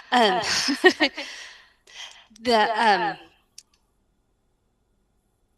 there's some complications with being able to leave the polls. And so it's probably not possible, but we could take a look at it. Okay, Jonathan, I'm echoing too, aren't I? Yes. I don't know what the problem is. I think it's gone away. It's, All right, it's okay. fine now, Kathy. Excellent. Jonathan, you've got your hand raised. I do. Thank you. I do think the lady that just mentioned the poles or the fence posts, that's an excellent idea to mitigate the cost for the homeowner. However, I'm looking at the diagram of the pink line, which I understand is a moose fence. Is that correct? It's a wildlife fence, yes. Okay. So it appears in the bottom right, or excuse me, the bottom left corner, that there's a termination of the pink line, and then it only shows the red line. Is that because they're superimposed? Is there actually a pink line there? Because you have a pretty large space, which looks to be 60 feet or so, 70 feet wide.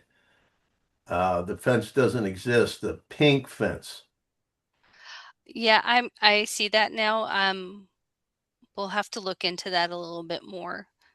Okay, and then if you look at the pink line where it dead ends or it ends, the pink line, the west, that west road, I forget what, is that Lakewood Drive? It Kathy? is. Okay, so you've got a pink line, the west side of that road. Why would you not put a fence down the east side of that road and connect with that small piece of your fence, the pink line that runs along West Northern Lights, where you would turn left off of West Northern Lights? That would make a big difference because the moose come and go. I mean, they're in my yard a lot, and I'm only about a quarter mile from that turn. But I would suggest you run that pink line all the way where it ends on Lakewood Drive to West Northern Lights Drive. You see what I'm talking about, ma'am? I do.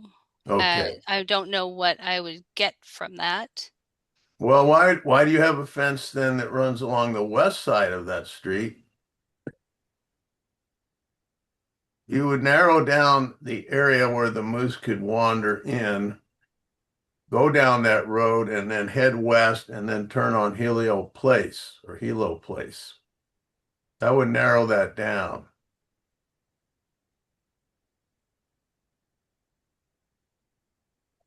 Okay, is there anybody else have any questions? Hand raised, so I'm not missing anybody.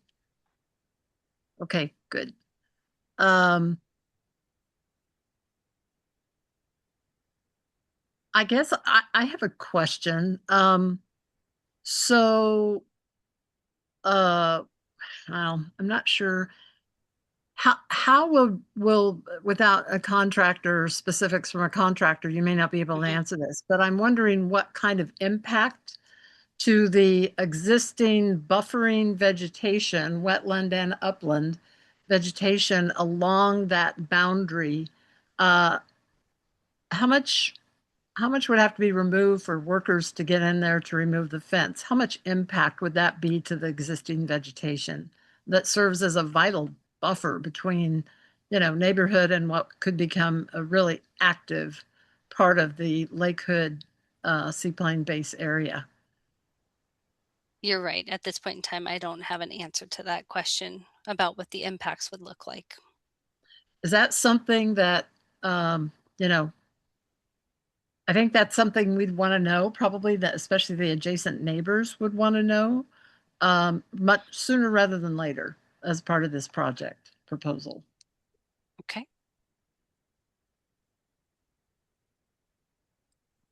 Okay, anybody else? Steve, real quick, and then we've got to move on. Yeah, I would suggest that a number of people would go down there and check it out, especially exactly what you were talking about, Kathy. And that would be my concern too, because there's not a lot of vegetation at this point anyway. So we've been concerned about where those hangars would be and how much vegetation that would take. So I think that's pretty critical for the neighborhoods. So be nice to go look and see. Is there any way that could happen, Jennifer? Is there a way that we could meet up with some folks to see what that would likely happen with the contractors? Well, we are at the beginning of the design of the contract and looking at what the conditions of the contract are going to be. So we could probably have a better conversation in about a month about what that would look like. Okay, good. So we could maybe I think we were going to ask to come back either in January or February. So we can probably provide an update. And perhaps a number of us could meet out there or something. Okay, thank you so much. Going once, going twice. We will move on our agenda, if possible. And I know I saw that Tina's got her hand up, Kathy. Me. Thank you for letting me know. Yes, go ahead. Quick comment. It seems like the airport's doing a noise study that will approximately end about the time that a bunch of that bog and potentially trees are removed and less noise proofing is basically, and noise proofing is removed that would impact noise. So it seems counterproductive to have a noise study that ends at the same time that you reduce the noise buffering. Anyway.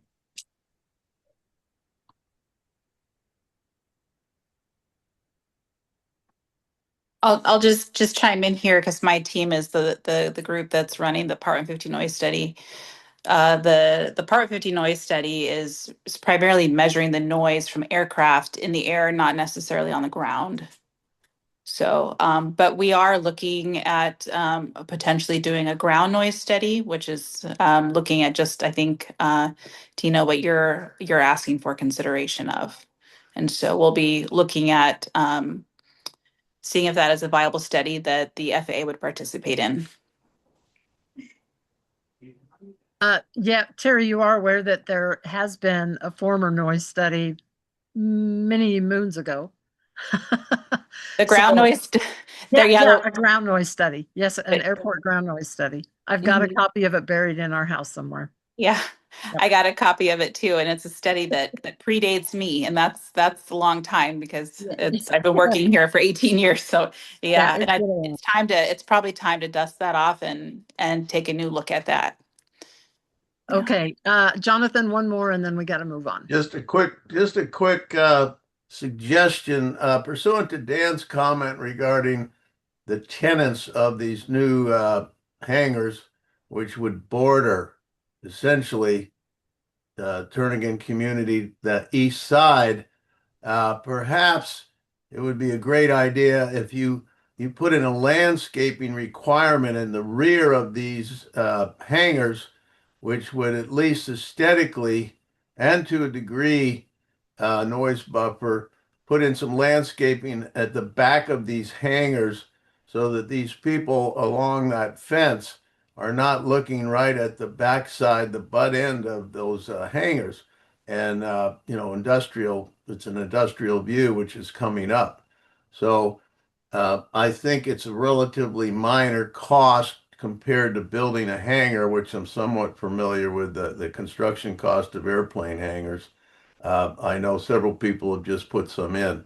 So to add to your contract to the builders and the tenants in these hangars, it would be nice to see landscaping spelled out, not just some little hedge that's 2 feet high, that would cover the back of these hangars so that these people are not looking at a warehouse area. Just an idea. So I appreciate that comment. The other study that the airport is just in its infancy starting to develop the scope of work is something that Kathy discussed earlier in this meeting that had to do with the Lake Hood user group meeting last week. And that is specifically in this area, we've gotten a lot of requests for some additional leases. And we've come to realize that there is quite a bit of work that needs to go into planning work that needs to go into this area. And so we've put a pause on any accepting any leases for this area until we do a planning study where we look at access road into this area, what that looks like, what it looks like to bring utilities in here, power, water, sewer, and then also to look holistically at the stormwater runoff and where that water goes, so it doesn't impact any of the homeowners on the east side of this area. So we'll put that comment into that planning study also. We'll Thank see you. what we can accomplish with that. Okay. Okay, thank you. You're welcome. And if I could just add to that too, Mr. Galen, for the K-Lot, the Sam Fegis K-Lot that Kathy had mentioned earlier that does have a signed lease, in our efforts to be the best neighbor that we can be, we did actually build in exactly what you're requesting. So we required the tenant to have a treed buffer between their parcel and the area that's directly facing the community. And if there aren't enough trees, they have to go in and plant a bunch of them. So we want to be very cognizant and sensitive to that. Thank you. That's a good idea. Well, probably an even better one would not to be lease out all the way to the boundary. Leave a buffer. Seriously. And we have, Kathy. I think that we went over that with you and John Isaacs in one of your last visits, and happy to share that with you. We do have a bit of a buffer there. We also have a road that potentially may go in, and that's also acting as a buffer. So just for folks on this meeting that are aware, the airport is not at this time planning nor are we doing leasing parcels right up to this fence that is being spoken about being removed. Kathy, Yeah, I don't think that neighbors would consider a road a buffer, but hopefully the community council. Point of order. Sorry, Dan, what? I think the president's out of order. Kathy, let's move on. Yes. Okay. So we can certainly talk, the board can talk to you about, buffering and the neighbors as this moves on. Okay, so the last item under old and new business is potential conflicts airport partners, cargo project, and environmental and community concerns. And Michael, you're up. So if you want to introduce yourself and let us know, what you're thinking with this this effort here.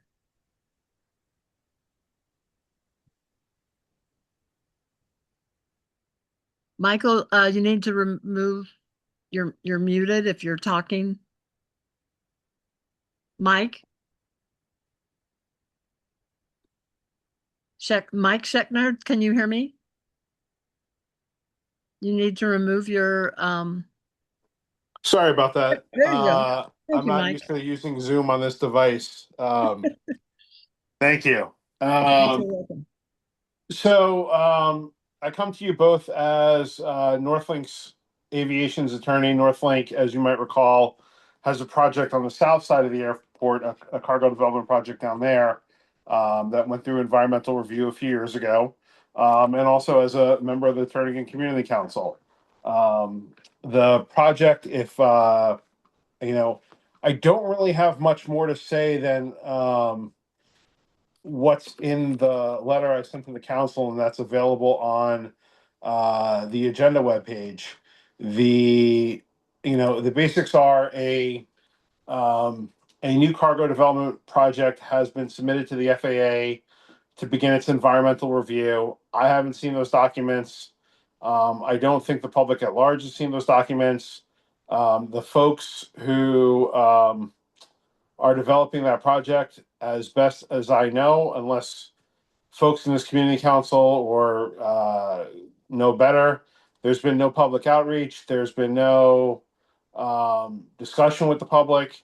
The folks who took over this project did so. The current developers took over someone else's lease. So the sort of normal public process that would happen, at least in terms of commenting on a lease, happened with different people at a different time 5 years ago.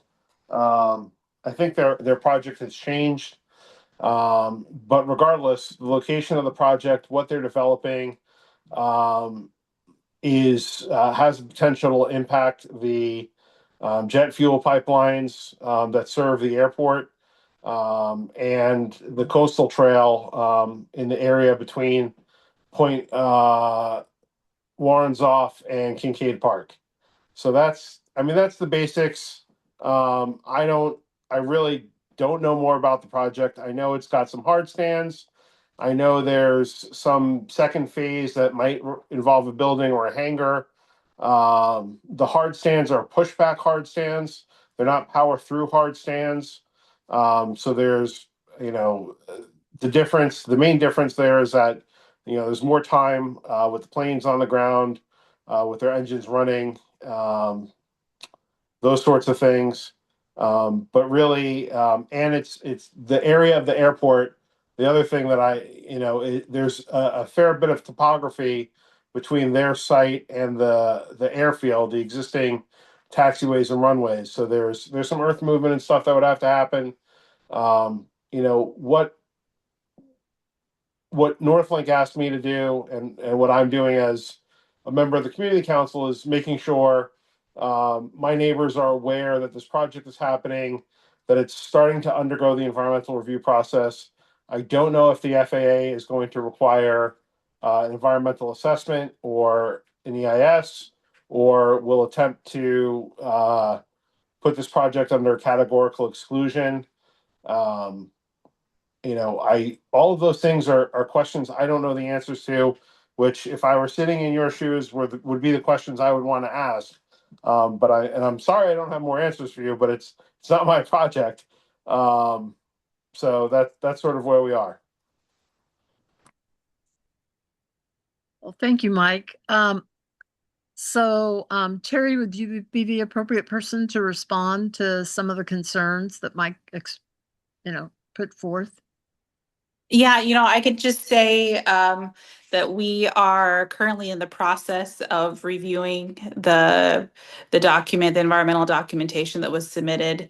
FAA is the federal entity that has jurisdiction over this project, similar to how they had over Northlink and Alaska Cargo and Cold Storage, and any of the developments on the airport. And so we're going to be, reviewing everything very carefully as well. Making sure that all the appropriate concerns are addressed that are required, to be. And we'll be working closely with our federal partners, with FAA, as well, as they review the document and make sure that all of the T's are crossed and the I's are dotted with regards to all the checklist requirements that are required as part of the environmental documentation. So do you know if there would be an EA or an EIS requirement? And that's going to be, we don't know. They have submitted a categorical exclusion documentation for review. And if it's going to require an elevated level, that will be something that FAA will determine. Hey, Kathy. Yes, Jonathan. Jonathan here. I just want to make a point. You're mentioning environmental, of course, that's crucial, but if you read Mike's letter, which I thought was germane, there's a discussion also. Of course, what goes with environmental is safety engineering. Obviously, there's pipelines under this, where this project is going to be, critical pipelines. So that could be a life safety issue.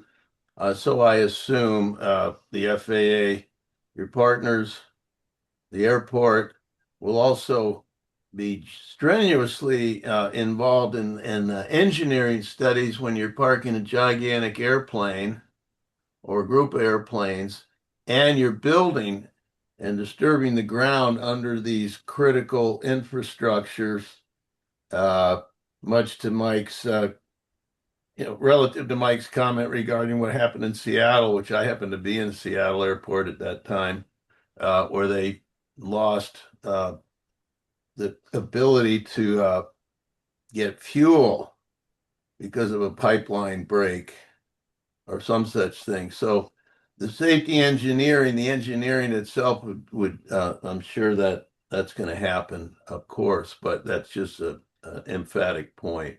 Thank you. Thank you, Jonathan. Could I ask, what's the timeline of this, Terry? Do you have an approximate timeline on where we're at now versus where the project will be ultimately? Yeah, so the tenant is desiring to begin construction next summer, but the environmental documentation has to be complete and signed off and approved by the FAA. These can take anywhere from several months to over a year. So that's really hard to say. It just depends on if it's going to be a categorical exclusion or an EIS or an EA. Okay. So Mike had mentioned that the coastal trail could actually be affected by this. Can you explain how that would be? Because the coastal trail isn't on airport property. So how would the jet fuel pipeline and this lease and development proposal and buffering and municipal land and so forth? And the coastal trail does run on airport property in a couple spots down in that area. So what would be the impacts or considerations to the trail and any buffering that exists now? Would it be affected? So I just want to clarify for folks, I mean, this project is not touching the coastal trail. So with regards to the concerns that Mr. Schechter has raised in his very well-written letter, I would like to punt it over to him to explain further his concerns. Okay, thank you, Terry. Mike, Sure. can you kind of briefly cover that? I will. I wanted to ask Terry an unfair question first. My experience working at the airport and then in the years since, the airport has always been really strenuously and directly clear with tenants who have larger projects that they should be reaching out to the community.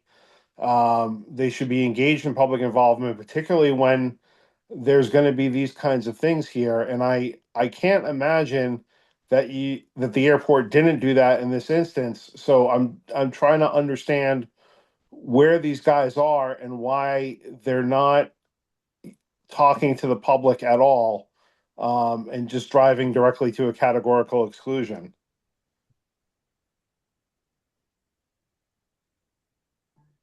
Okay, so all right, do you want me to answer that question, Kathy? He didn't address your question. Go ahead and answer with regard to that. Okay, no problem. I want to make sure I don't overstep here because I know that was an important question that you asked and folks are concerned about the coastal trail. Yeah, and we'll circle back. I promise I will answer. Okay. Thank you both, Mike and Terry. Yeah, no, and Mr. Schechter, we've worked very closely together for a number of years when you were the airport's counsel as well as representing Northlink. And so, with the Northlink was a very separate and very different project than this one here. If the tenant is not allowed to do a categorical exclusion and FAA requires them to do an EA, then the appropriate public processes will have to take place. Just like Northlink, Northlink went above and beyond, I would say, very much so when it came to public involvement because there was a lot of community concerns on the project being that the residences were right up very close to this development. It was within 500 feet of the airport boundary, just right next to Raspberry Road. And then there are homes very close nearby. And so that community council was very much engaged and they requested many meetings of the developer, and Northlink obliged to that, and they went above and beyond to that. So, I would say if the community with Turnagain Community Council, if that is something that they would request of the developer, then I definitely would, suggest putting that forward. All the engagement that Northlink had above and beyond what was required of the NEPA process was solely their decision, and the airport did not require or force them to have those conversations. We did encourage it, and we were very appreciative that they did do that. But I will say, so with that said, this developer is not up against residences. They're developing an area where the airport has recommended future cargo development happen, which is in the northwestern, quadrant in West Air Park. And so, with that said, that's getting these activities and heavy cargo operations as far as away from the surrounding contiguous councils as possible. And so that's one thing that we're very appreciative of. But with that said, we will ensure that the environmental study that is being done by the tenant is going to be complete, technically sound, and meets all applicable state, federal, and local requirements. With the public input process built in there that is required through whatever it's going to be, if it's a CADX or an EA. So I hope that answered your question, Mr. Schechter. And Mike, can you kind of Sure. address where you're thinking the coastal trail would be affected? Yeah, thanks, Terry. And thanks, Kathy. So I live all the way over in the Forest Park area on Belmont, and we hear when cargo planes are getting ready to taxi at cargo port, and probably UPS in the northeast corner of the airport. We hear that all the way over here, the furthest part of the Turnagain Community Council. I imagine it doesn't bother me much. I grew up in New York, and so subway noise out my window from the elevated trains in the Bronx was fine. So it's kind of music to my ears. Doesn't bother me much. But I imagine it's potentially different for everybody, living closer to the airport.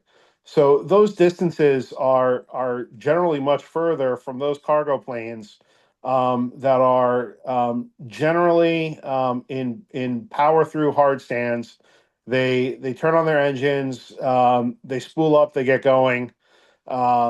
Mike, can I interrupt? Sure. I mean, noise is definitely a continuing issue as the airport develops, especially cargo. But what about the coastal trail? That's what I'm getting at. So the coastal trail is what's called a Section 4F protected facility, and things that are involved in federal transportation projects, be they on an airport, be they on a road, that impact cultural and recreational facilities, receive specific protection under the DOT laws, and they because of where this development is situated, and I don't know the answer to this.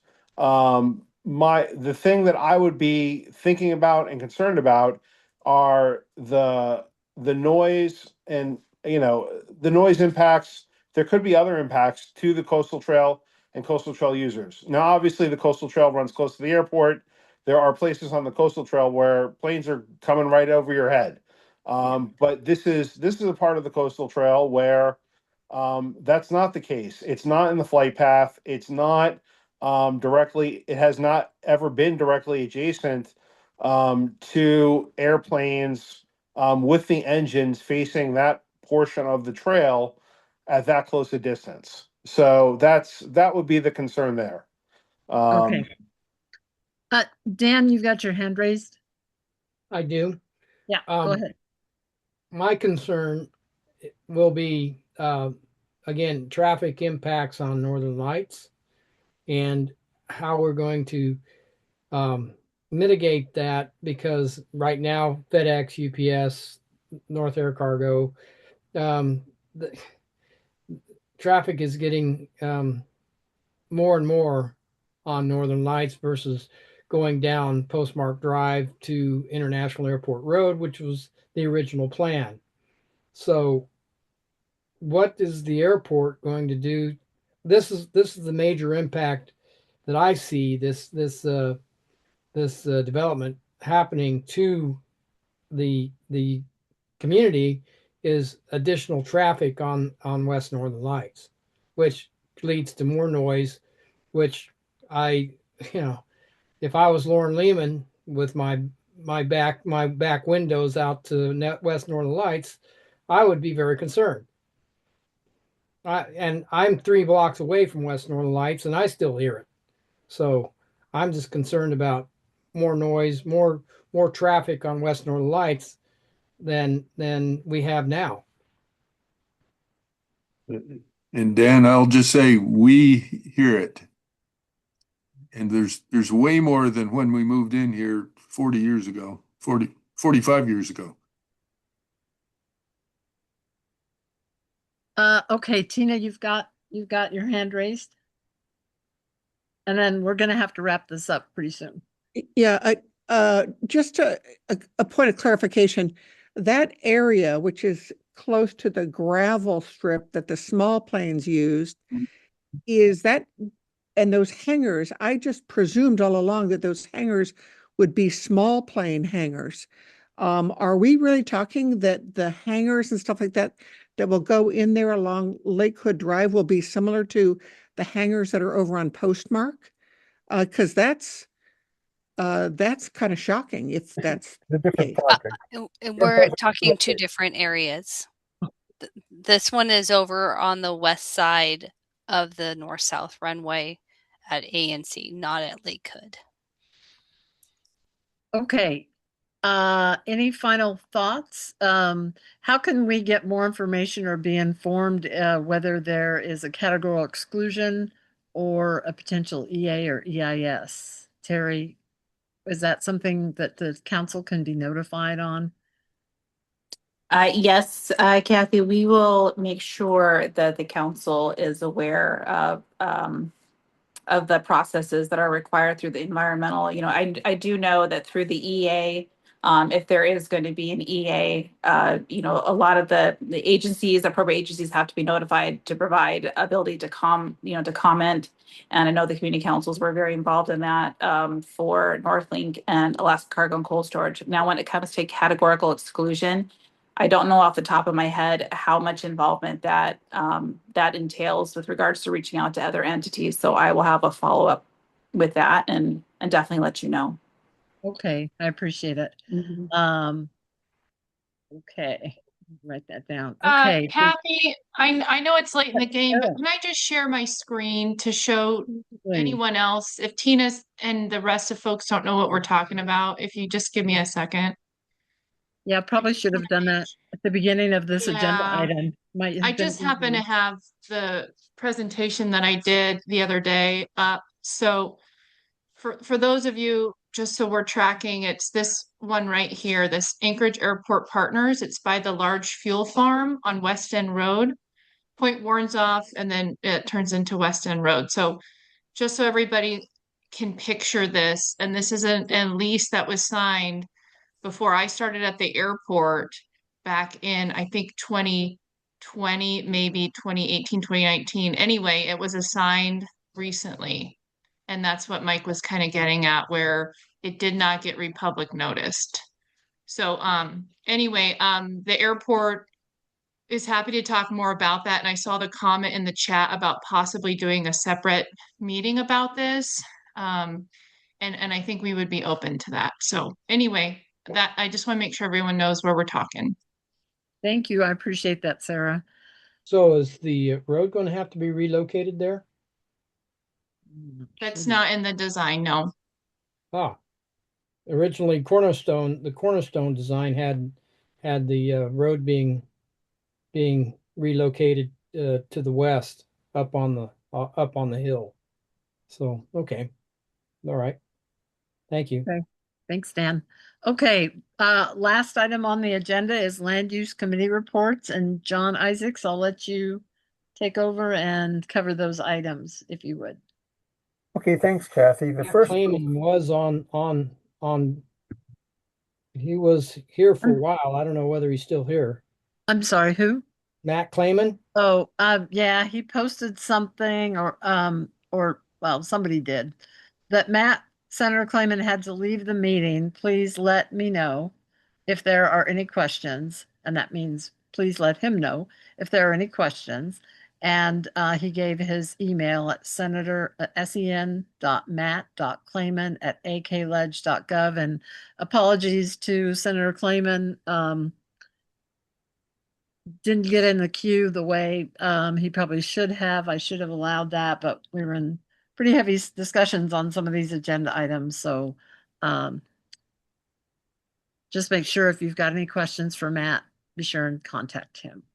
Okay, John. Okay, thanks, Kathy. Fish Creek Trail Connection, we're a bit behind and not diligent enough to getting back to the DOT about this. We started reading through the comments that they provided back to us, which at this point in time has probably been like a month or two ago. So the ball is in our court to review the comments. You know, we were also talking about a land use committee meeting on this, but things have just gotten too busy. So I think in talking with the board, given the fact that we're coming into Christmas and people are traveling, we'll probably have a land use committee meeting on this sometime after the second week of January and go through their comments and then schedule a meeting with the applicant or with the project team sometime after that. Now, I did get a notice from John Haxby. I'm going to try to pull this up here real quick and look at it. Basically saying that he heard that they are finalizing an update to the 2020 design report, which should be done Monday and posted to their website. So this is something we'll want to take a look at. He has a copy of the 2022 version, which is too large to email, but I'll see if I can get that from him. But perhaps at the beginning of next week, we want to look at the project website and see if there's a new updated design study report, and that will give us more information for an internal land use committee meeting. But that's kind of the status on that. Okay, thank you. And then the other item. So the second item is continuation of activity on the transit supported development overlay project. The mayor has declared a pause on that, and that is being honored by the assembly sponsors. They have provided information that they may not take it back up until after the assembly elections in early April. Aaron Baldwin Day, who is one of the sponsors of the Tisdale ordinance, did hold a special meeting for the Rogers Park Community Council, and some of us tried to get in by Zoom, but the Zoom link was not working. And one of the things that's notable is at the end of that, she still brought up one of the suggestions which had come out of the planning department, is that neighborhoods could opt out of Tisdale by getting sort of a zoning overlay exemption rezoning. However, that would probably take 51% of the landowners signing on. It would take getting an assembly sponsor and would have to go through the Planning and Zoning Commission and the assembly. And I myself am a little bit skeptical that that would really work and get approved by the assembly. Now, there's a second group that's formed to come up with some alternative suggestions to Tisdale, and it's to focus development activity right on the main corridors like Fireweed, Spenard, places that have vacant lots and density supported features, and not move it back into the neighborhoods. And they have met twice.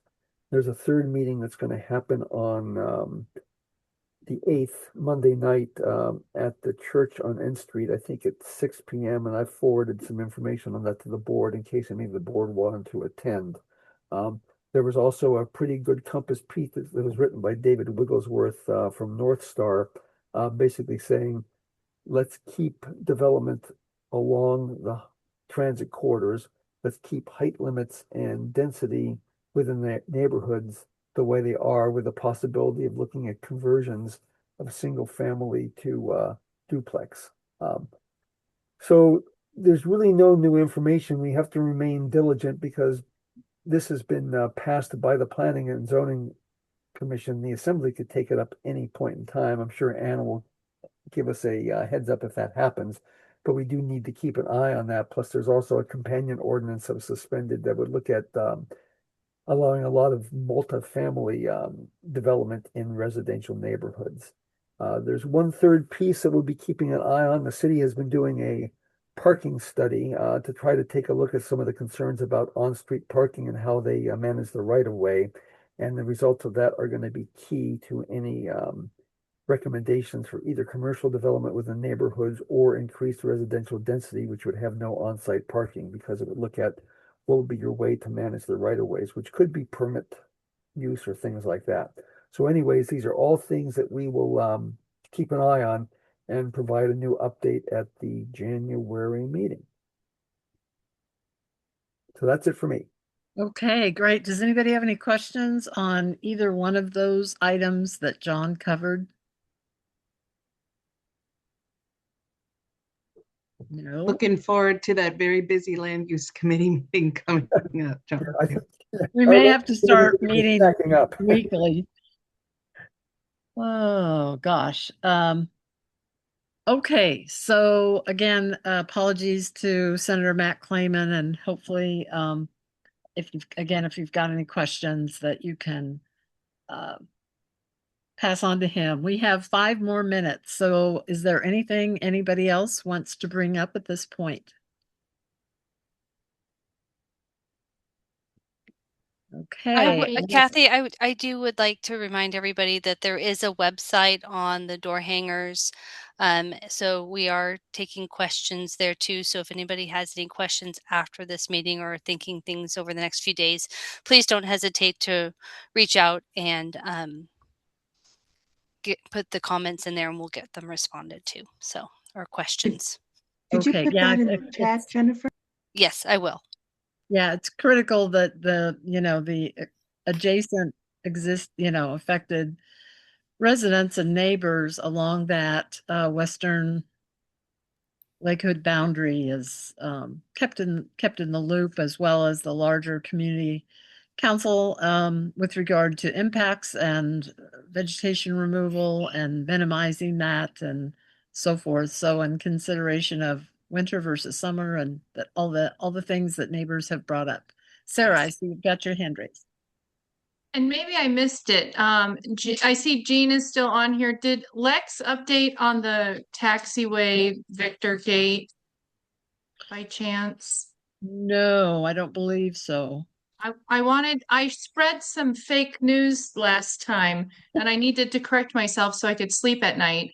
But I said when I did the airport update last month that we would be putting up, I thought that was the gate arms were going back, and it wasn't. It was the actual Victor gate, which is the gate that keeps the airplane area secured. So it's the thing that the airplanes go through to get to the runways and the taxiways on the big airport side from Lake Hood. That got replaced.